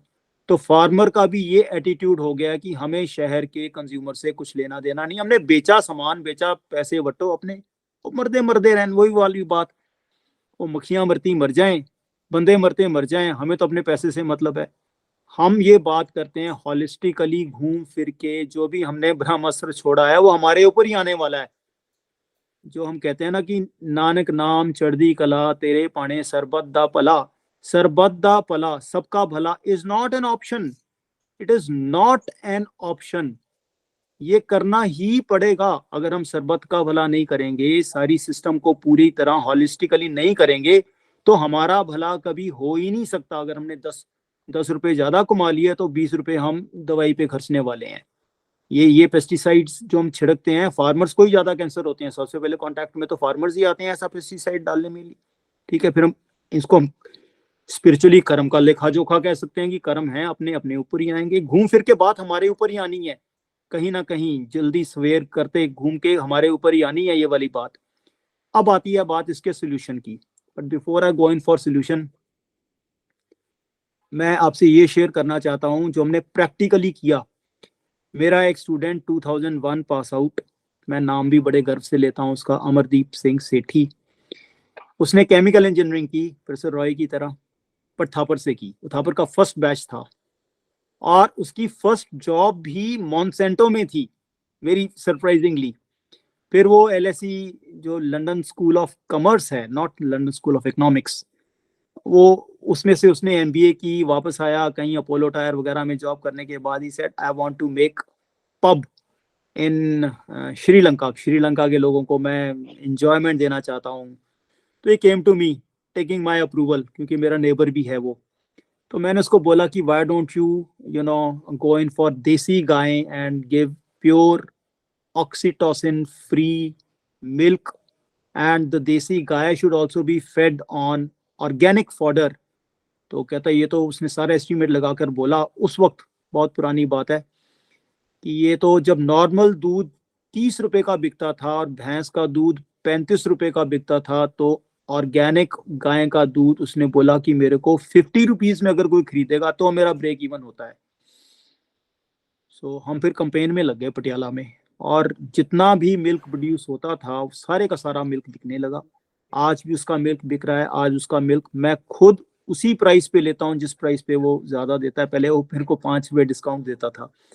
I am getting it for 105 rupees litre for cow's milk, which is A2 milk, which is desi cow's milk, which is has no oxytocin. It comes in sealed bottles. रास्ते में भी उसकी कोई अडल्ट्रेशन नहीं है, कोई पानी नहीं है, कोई कुछ नहीं है। यहाँ तक वो इतना प्योर था कि मेरे एक भांजा कह लीजिए, दीदी का बेटा, स्वामी जी की दीदी का बेटा, वो प्रोफेसर रॉय भी जानते हैं, वो जब उसने वो दूध पिया तो उसका पेट खराब होने लग गया, वो पचा ही नहीं पाया। फिर हमने बोला कि ऐसा करो, इसमें 1/3 पानी डाल देना, और वो 1/3 पानी डाइल्यूटेड से जब उसने दूध पिया तो फिर उसे, मतलब हम इतने ज्यादा यूज टू हो गए हैं थ्रू दिस अडल्ट्रेटेड मिल्क की प्योर मिल्क से हमारा पेट खराब हो जाता है। उसको चलो थोड़ा डाइल्यूट करना पड़ता है, वो हमसे हजम नहीं होता है। तो वो ऐसी प्रैक्टिसेस हमने करनी शुरू की। फिर हमने वर्कशॉप्स लगानी शुरू की। फिर हमने फार्मर्स को अडॉप्ट करना शुरू किया। I have adopted a farmer. My rest of the friends have adopted farmers. और जिस फार्मर को हम अडॉप्ट करते हैं उस फार्मर से हम एक फिक्स्ड प्राइस उसको देते हैं। बाजार में अगर 5 रुपए किलो भी गोभी हो जाएगी, हम फिर भी उसे 80 रुपीज की गोभी देंगे, और वो भी हमें 80 रुपीज की गोभी देगा, चाहे वो 120 रुपए की बाजार में बिक्री हो या कुछ हो। तो हमने बाजार से एक तरीके से फार्मर को और कंज्यूमर को डीलिंक कर दिया। हमने उसे अडॉप्ट किया। हम उसकी फार्म पे जाते हैं, हमने उसकी फार्म पे ये सारे प्रिंसिपल्स ऑफ डाइवर्सिटी, ये principles of using organic fertilisers, organic mulching की, और क्रॉपिंग, मल्टी क्रॉपिंग, जो जो बातें और भी बहुत सारी चीजें हैं जो मैं अभी आपको, I will spare you of the details, किस तरीके से हमने जीवा अमृत, बीज अमृत, ये सब चीजें लगानी शुरू की बीच में, जिसमें हमने काओ, प्राइमरीली देसी काओ के गोबर से, यूरिन से ये सारी चीजें की हैं। बट हमें ये भी पता चल गया है कि ये अगर भैंस के गोबर से और भैंस के मूत्र से भी किया जाए तो भी रिजल्ट्स तकरीबन उतने ही अच्छे आते हैं। और वो सब जो फूड है वो फार्मर हमें ट्वाइस इन अ वीक हमें घर आकर डिलीवर करके जाता है। तो हमने फार्मर को सॉफ्ट स्किल्स भी सिखाई, लोगों से कैसे बातें करनी है, व्हाट्सएप ग्रुप कैसे बनाना है, व्हाट्सएप ग्रुप में कैसे लिखना है। उनकी अंग्रेजी पंजाबी भी बहुत अजीब सी होती है, वो भी हमने फिर मैसेजेस भी सुधारे किए। फिर थोड़ा सा सॉफ्ट लोन भी दिया उनको, वैसे तो नॉन रिटर्नेबल बेसिस पे था, पर उसको कहने के लिए कि सॉफ्ट लोन है। उसने गाड़ी भी खरीद ली डिलीवरी के लिए, और so many things to be discussed, जो कि टेक्निकल डिटेल पे अगर आप में से कोई फील्ड में फार्मिंग कर रहा हो तो आपसे मैं भी डिस्कस करने को तैयार हूँ। But since you are not working at the field level, at the ground level, इसलिए I am sparing all the things, but saying कि इसको हमने शुरू किया, जिसको हमने बोला कि दसवंध खेती, यहाँ से हमने शुरू किया। 2 चीजें मैं डिस्कस करके मैं थोड़ा अपना विराम दूंगा वाणी को। एक दसवंध खेती का मतलब है कि कोई फार्मर है, उसके पास अगर 10 एकड़ जमीन है, we will never ever advise him to shift all 10 एकड़ टू ऑर्गेनिक फार्मिंग। करनी भी नहीं चाहिए, वो बहुत उसके गलत परिणाम होते हैं। हमने उनको बोला कि इसमें से सिर्फ 1 एकड़ जमीन जो है, 1 एकड़ 1/10, इसको तू हमारे तरीके से काम कर, सुबह दोपहर शाम प्रे कर। हम उसके साथ प्रे भी करते थे उसके मनोबल के लिए, उसको अफर्मेशंस देने के लिए।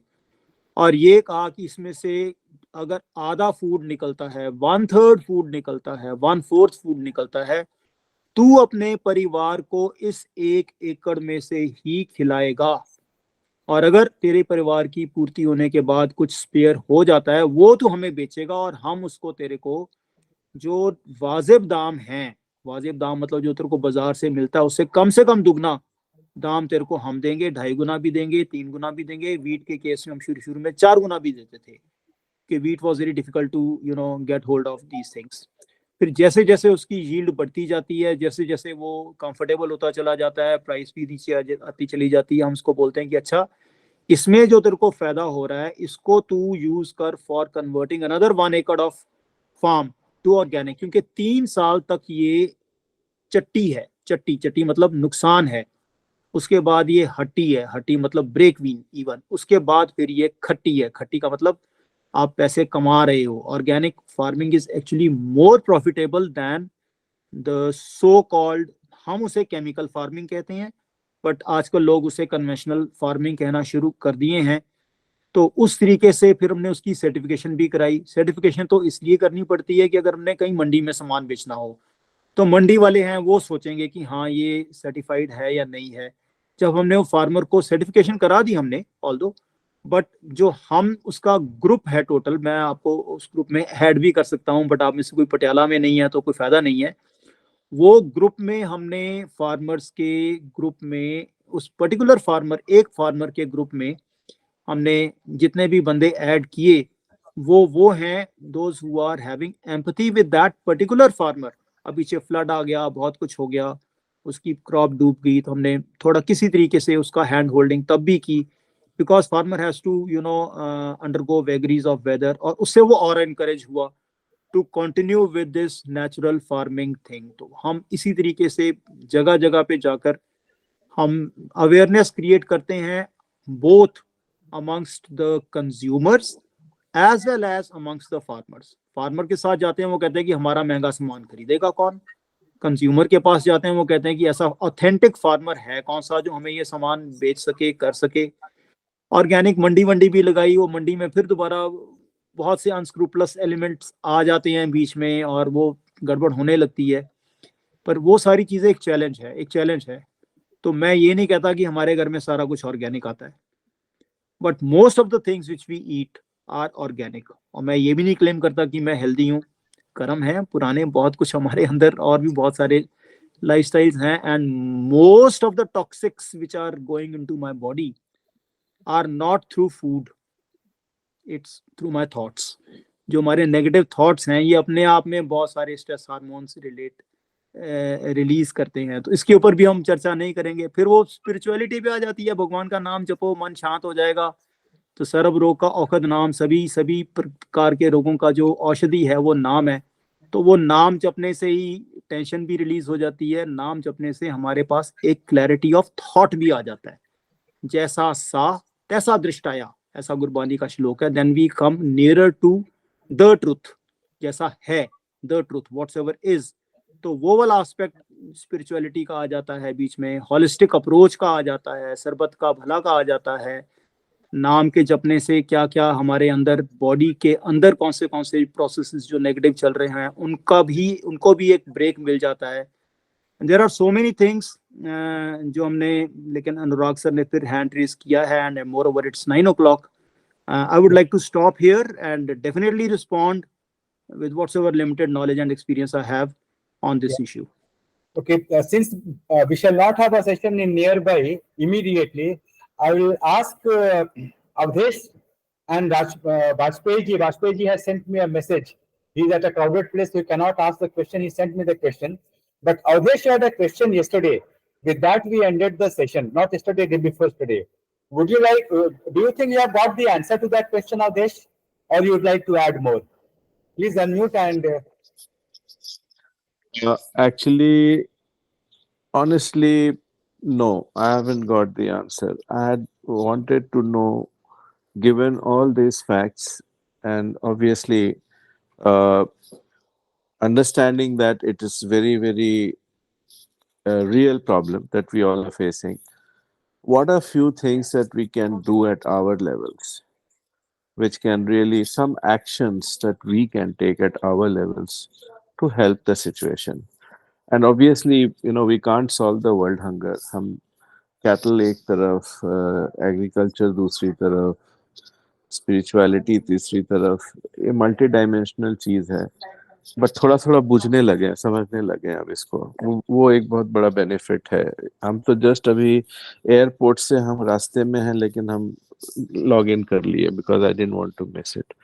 But so I want to know, like, ठीक है, कुछ चीजें जो हैं जिसपे हम लोग एक्शन कर सकते हैं, वो कुछ सुझाव दें मैंडे सर या आप या कोई भी, तो हेल्पफुल होगा। इसमें एक थोड़ी सी बात करूंगा अवधेश.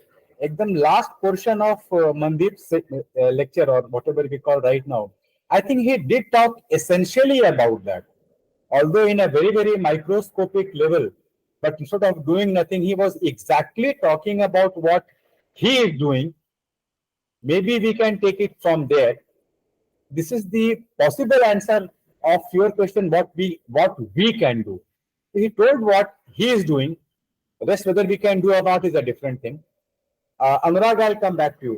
राकेश जी ने भी कल पूछा था मनदीप कि do you feel that the upper middle class, lower middle class people are not bothering about what is happening with the farmer?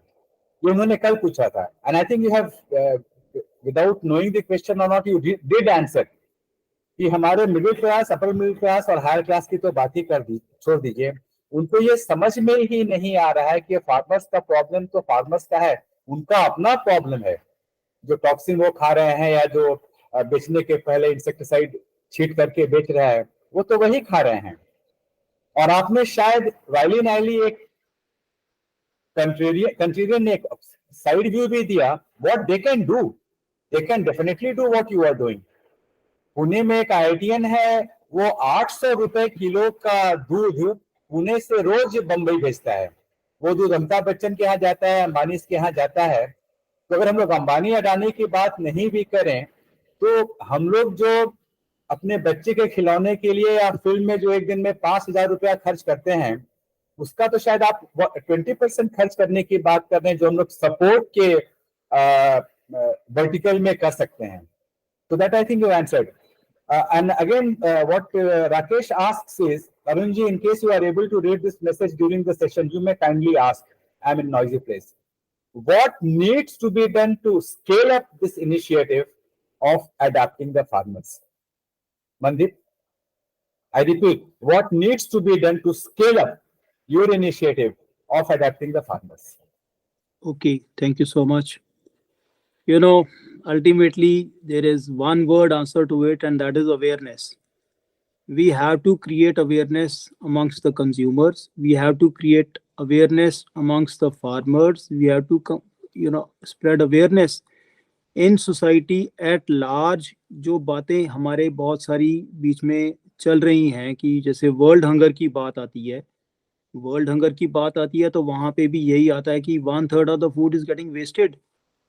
So many, मैं आप पढ़िए, गूगल करें, थोड़ा इंटरेस्टिंग फैक्ट्स हैं, फनी भी हैं कि कितने परसेंट बनानाज इसलिए रिजेक्ट हो जाते हैं कि दे आर आइदर ओवरसाइज्ड और अंडरसाइज्ड और they are out of the same shape, वो फिट नहीं करते हैं, तो इसलिए उसको डिस्ट्रॉय कर दिया जाता है. I mean, they get wasted for human consumption. Ultimately अगर मेरे को पूछो तो नथिंग गेट्स वेस्टेड, ठीक है, बट ह्यूमन कंजम्पशन के लिए जो फूड है वो it's getting wasted because it is not of the proper size, it is not of the proper shape, or it's not of the proper color. तो उस वजह से जो वेस्टेज हो रही है, स्टोरेज नहीं है उस तरह से वेस्टेज हो रही है, कोल्ड लाइन नहीं है उस तरीके से वेस्टेज हो रही है. और जो कल बात हुई थी वो यही थी that we should encourage the consumers to consume the things which are local, which are fresh, which are seasonal. ये 3 चीजें देख लें कि जो चीज़ सीजन की है हम वो खाएं, जो लोकली ग्रोन है वो खाएं, और जो फ्रेश है वो खाएं, बासी ना खाएं, रॉटन ना खाएं, ठीक है. तो उससे बहुत फर्क पड़ने वाला है. Those which are grown in a natural manner. हम एक गांव में गए, वहाँ पे मेरे कजन्स का है खेत, तो वहाँ पे हमने अपनी भाभी की सपोर्ट के थ्रू कुछ ग्रुप ऑफ लेडीज को इकट्ठा किया. अब ये बॉम्बे में पॉसिबल है या न्यूयॉर्क में पॉसिबल है ये नहीं मैं कह रहा, बट वहाँ पे हमने ये कह दिया कि आप सब लोग अपने जो फार्मर पति हैं उनको 6 महीने का टाइम देने के बाद एक एक्सक्लूजन लिस्ट बनाने के बाद बोलो कि आपको घर में खाना उन्हीं चीज़ों से मिलेगा बना हुआ जो आप अपने फार्म में उगाते हैं. तो वो लिस्ट में तो केवल 6 ही चीजें आई, उसमें गेहूं आ गई और ये पैडी आ गई और किसी ने थोड़े बहुत प्याज लगाए हुए थे घर में, वो आ गए। कोई दाल नहीं उगा रहा, कोई सब्जी नहीं उगा रहा, कोई कुछ नहीं उगा रहा। कहाँ से कर रहे हैं ये, कहाँ से ला रहे हैं, कहाँ से? हमने कहा एक्सक्लूजन लिस्ट बना लो आप पहले से। नमक आप नहीं उगा सकते, कॉफी आप नहीं उगा सकते, इलायची लौंग आप नहीं उगा सकते, ये सारी चीजें हैं आप नहीं उगा सकते। कोकोनट नहीं मिलेगा, आप पंजाब में नहीं होता है, ठीक है ना। अब तो सीताफल भी होने लग गया है, आप खुद उगाओ। जो जो चीज आपके खेत से आएगी वही हमारे किचन में आएगी। हमने बाजार से कोई चीज लेनी नहीं है। पहले फूड का नाता फार्मर का खुद का अपना प्रोड्यूस के साथ होगा, तभी उसको पता चलेगा कि हाँ फूड कितना हेल्दी होना क्यों जरूरी है। वो अपने हाथ से जहर डाल के अपने बेटे को या अपनी थाली में वो जहर नहीं खा सकता, इतनी तो उसको सेंस है। तो उसे पता चल जाएगा कि वो जो कर रहा है वो कहाँ तक ठीक कर रहा है, कहाँ तक गलत कर रहा है। और मैं पंजाब की बात कर रहा हूँ। पंजाब में एक बंदा है, उसका नाम है Amarjeet Sharma. He is not Singh, he is not Singh, but नाम है उसका अमरजीत शर्मा।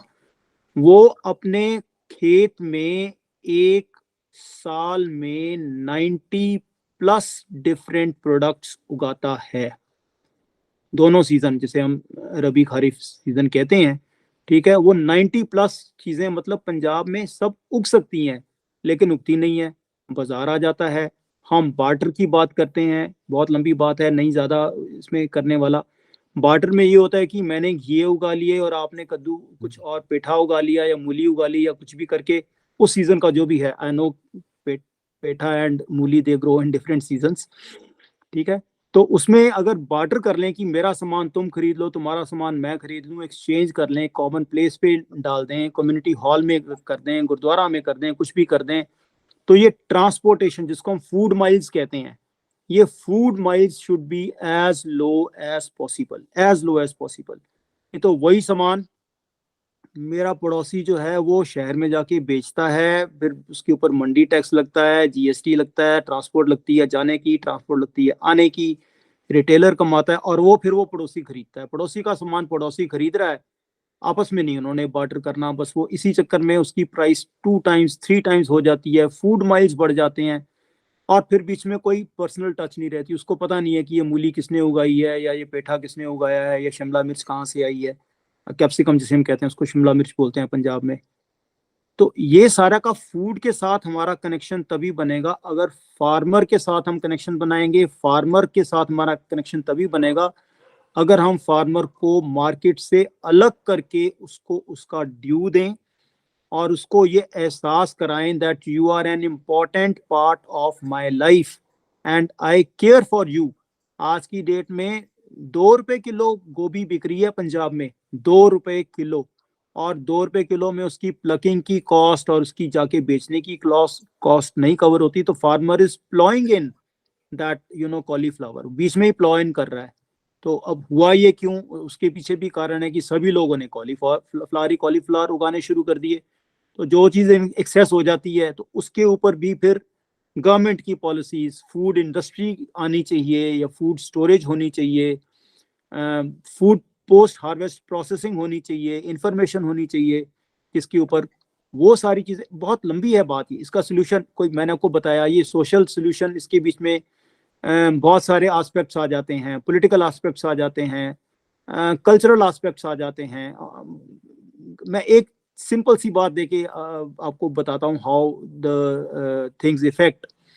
पंजाब में बहुत गन्ना हुआ करता था, लेकिन जब वो टेररिज्म का दिन था तो वो जो टेररिस्ट थे या जिनको हम मिलिटेंट्स कहते थे बाद में, वो मिलिटेंट्स अपना कांड करके गन्ने के खेत में छुप जाते थे। तो गवर्नमेंट ने कहा कि सारी शुगर मिलें बंद करो, हम गन्ना उगाएंगे ही नहीं, हम गन्ना खरीदेंगे ही नहीं। तो पंजाब में गन्ना गन्ना समझते हैं ना, शुगर केन, वो उगना बंद हो गया। ये मैं एक एग्जांपल के तौर पे कह रहा हूँ।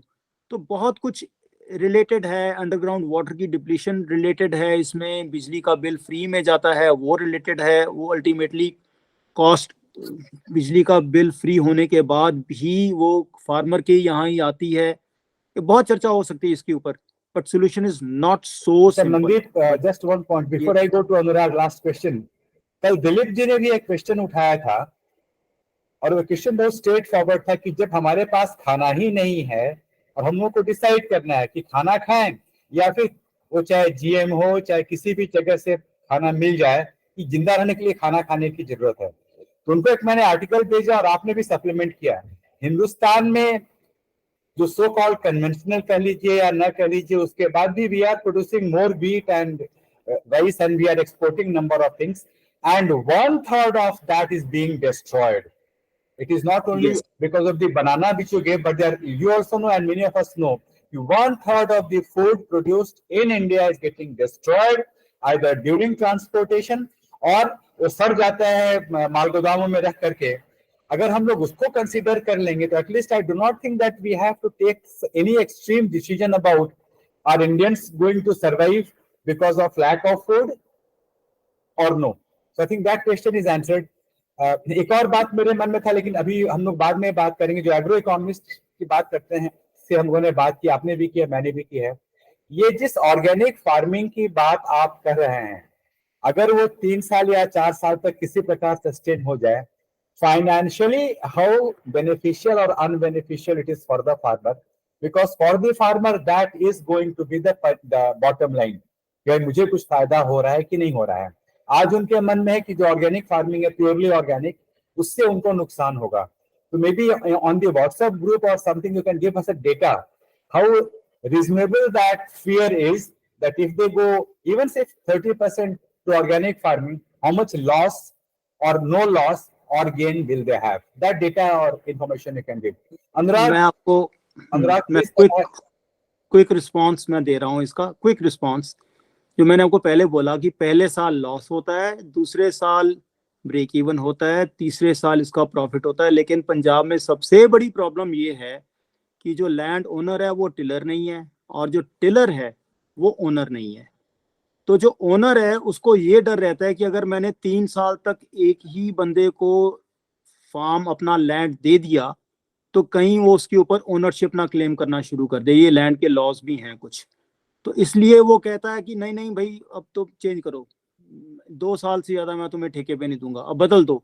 अब वो बंदा जो है वो सोचता है कि मैं 2 साल तक लॉस रहूं और बाद में जब तक मेरा प्रॉफिट आने का टाइम होगा, because I am not owner of the land, owner of the land कोई और है, तो उसमें ये फिर दोबारा जमींदारी सिस्टम बन चुका है, उसकी कोई मतलब कनेक्शन है ही नहीं है उसका। जमीन की फर्टिलिटी कम होती है तो होने दो, पानी का लेवल नीचे जाता है तो जाने दो, ट्यूबवेल तो ओनर ने लगाना है।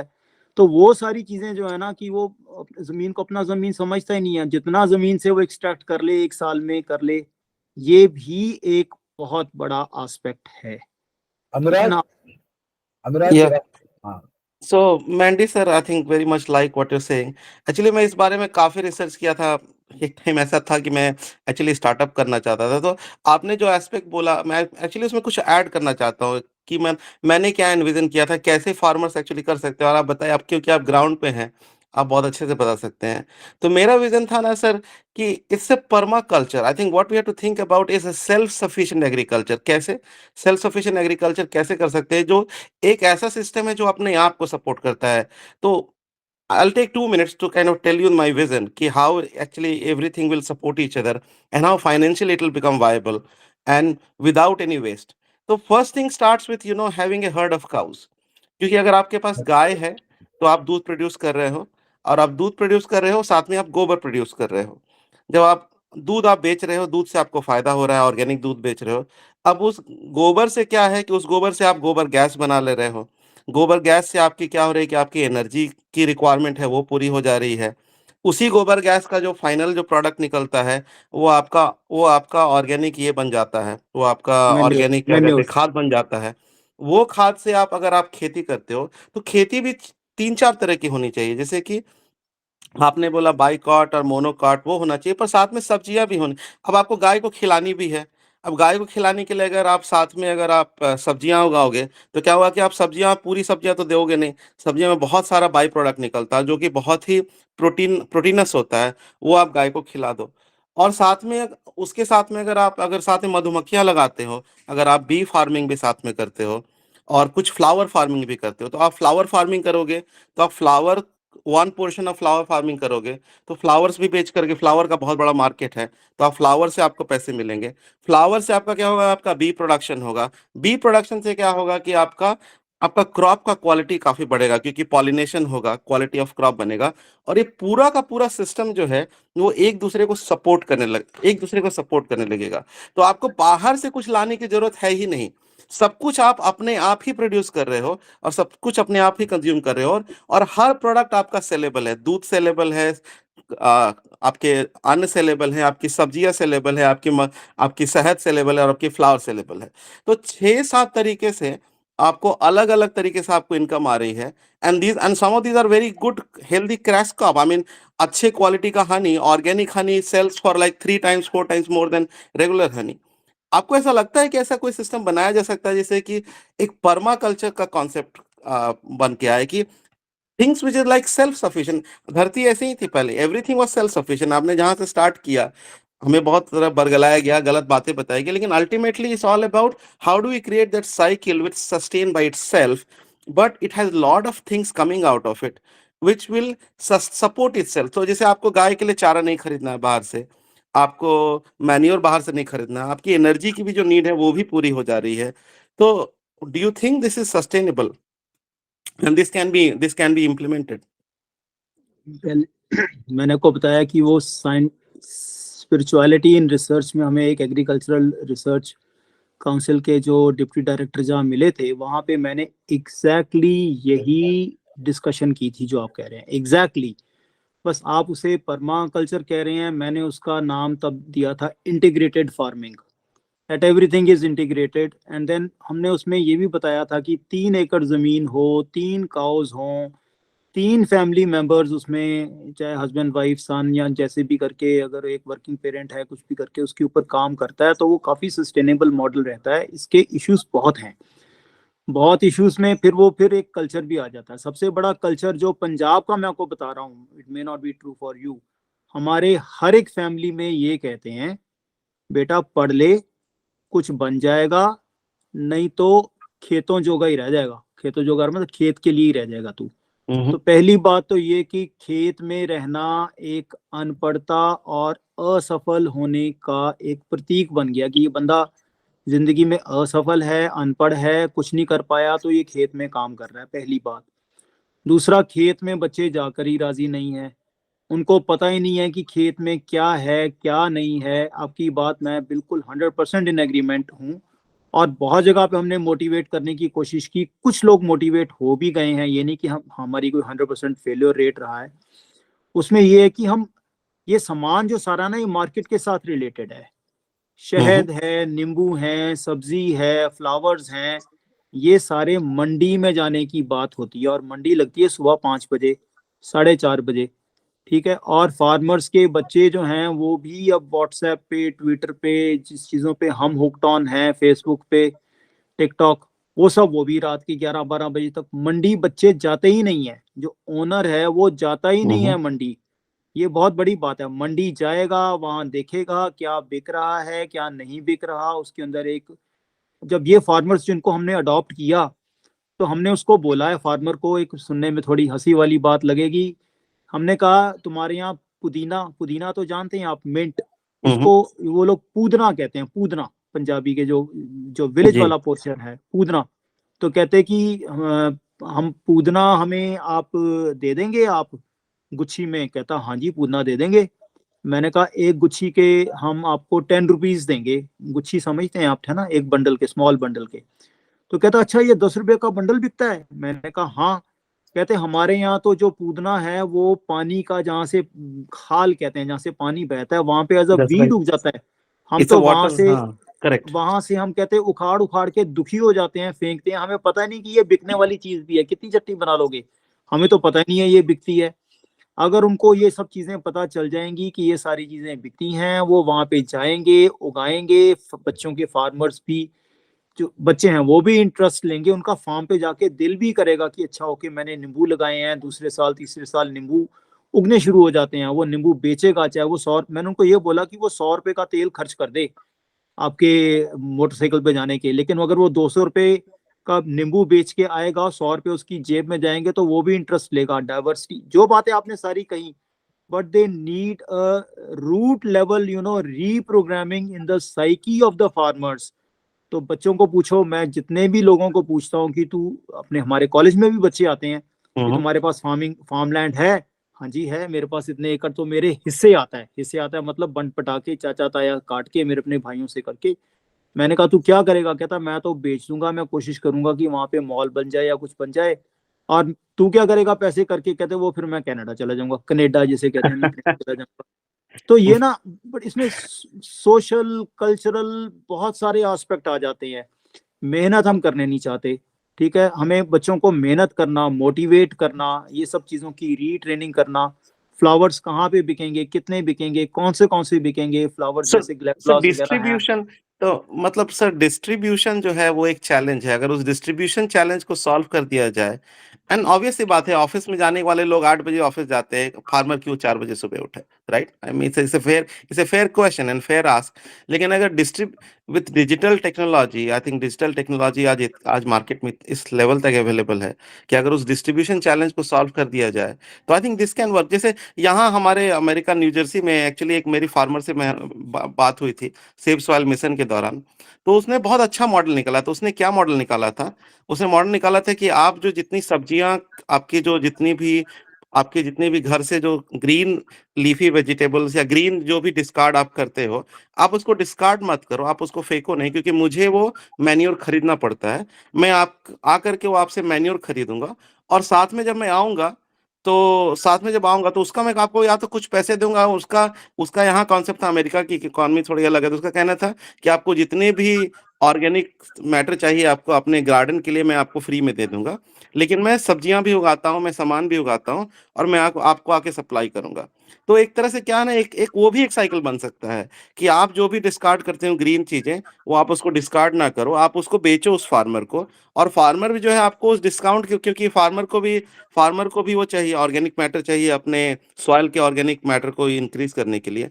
तो काफी अच्छे तरीके से उसको भी एक डिस्ट्रीब्यूशन साइकिल की तरह यूज कर सकते हैं। जैसे बैंगलोर में मैं जानता हूँ बहुत सारे फार्मर्स जो हैं आजकल में Anurag, WhatsApp based Anurag, group चला Anurag, रहे हैं। Anurag, Anurag, just one point. Since you said you wanted to have a startup, what were the problems that you faced? Will you please share that? Sir, sitting in America, my biggest problem was I'll have to leave, because मेरे साथ भी है sir, हमारे घर में भी 20 एकड़ जमीन है, परती पड़ी हुई है। सेम चीजें जो मनदीप सर ने बोली, वह हमारा जो खेत जोतने वाला बंदा सेम 100% सेम चीजें बोलता है। Nobody takes care, because I think the yield coming out from that land is so less, it is not motivating enough for you to go and invest your time and energy. So somewhere that economy of scale has to work. या फिर जो लोग गांव में हैं उनके लिए ही ये काम कर सकता है, लेकिन हाँ, उनको वो साइकिल दिखाना पड़ेगा। One of the other ways सदगुरु का जो मिशन था, ये पेड़ लगाओ मिशन जो था, रैली फॉर रिवर जो उन्होंने किया था, उसमें था कि allow farmers to actually put trees, because trees are one of the major sources for water retention and organic matter inclusion in soil. So allow them to actually plant tree and cut trees as well, क्योंकि बहुत सारी India की policy जो है doesn't allow you, जैसे south में आप चंदन की ट्री लगा सकते हैं, लेकिन आप कट नहीं कर सकते हैं, you are not allowed to cut. तो No, no, allow people to, हाँ, Anurag, please allow me to peep in. What is the yes. problem that Sadhguru faced? What is the problem that you faced? Because unless and until we know there is the problem, how can we solve? तो problem तुमको क्या सो हुआ, सदगुरु को क्या हुआ, मुझे ये बताओ, हम लोगों को ये बताओ। सो मनदीप सर का जो कहना है ना कि see every business takes time, so year 1, year 2, how do you do the income replacement when he's trying to turn around things? For example, जैसे मैंने बोला पर्मा कल्चर करते हैं, गाय को लेकर के आते हैं, मधुमक्खी लगाते हैं sir, it's a process, it will take 2 years time, 2-3 years time, it will take that investment. So nobody is willing to put that investment and going through the change to be able to actually put that through. That's the biggest challenge. Because once that starts happening and you see start income coming from 6 different sources, I'm sure people will get excited around it. They will make more money than actually a software engineer will make. I'm guaranteeing you. Lekin the transition from the current process and current culture to the new culture is where the challenge is. And the distribution, I think Mandi sir ने जो बात बोली, distribution is the challenge. So those two are the biggest challenge. Because मैं भी अपने बहुत सारे दोस्तों से बात किया कि झारखंड में हम कुछ ऐसा एक डेयरी फार्म स्टार्ट करते हैं, 50 गाय लेकर के आते हैं। अगेन द बिगेस्ट प्रॉब्लम है कि झारखंड में आप स्टार्ट करते हैं, लेकिन कंज्यूमर्स कहाँ है? पटना में है, दिल्ली में है, कलकत्ता में है। Miles to the food is a challenge. So distribution and transition to that new model is the challenge which I have not been able to solve. So I think we can end this session at this point of time, not only because we have spent time, but virtually we have discussed the problem and what could be the possible solutions. It all depends on whether which one of us is willing to take a plunge. Mandeep has already taken the plunge. And if I am not able to take the plunge, I do not expect anybody else to take the plunge. So on that note, and by I mean everybody. Otherwise, to chalega hi, theek hai. So thank you very much. I will stop recording this. Right? Okay. Thank you.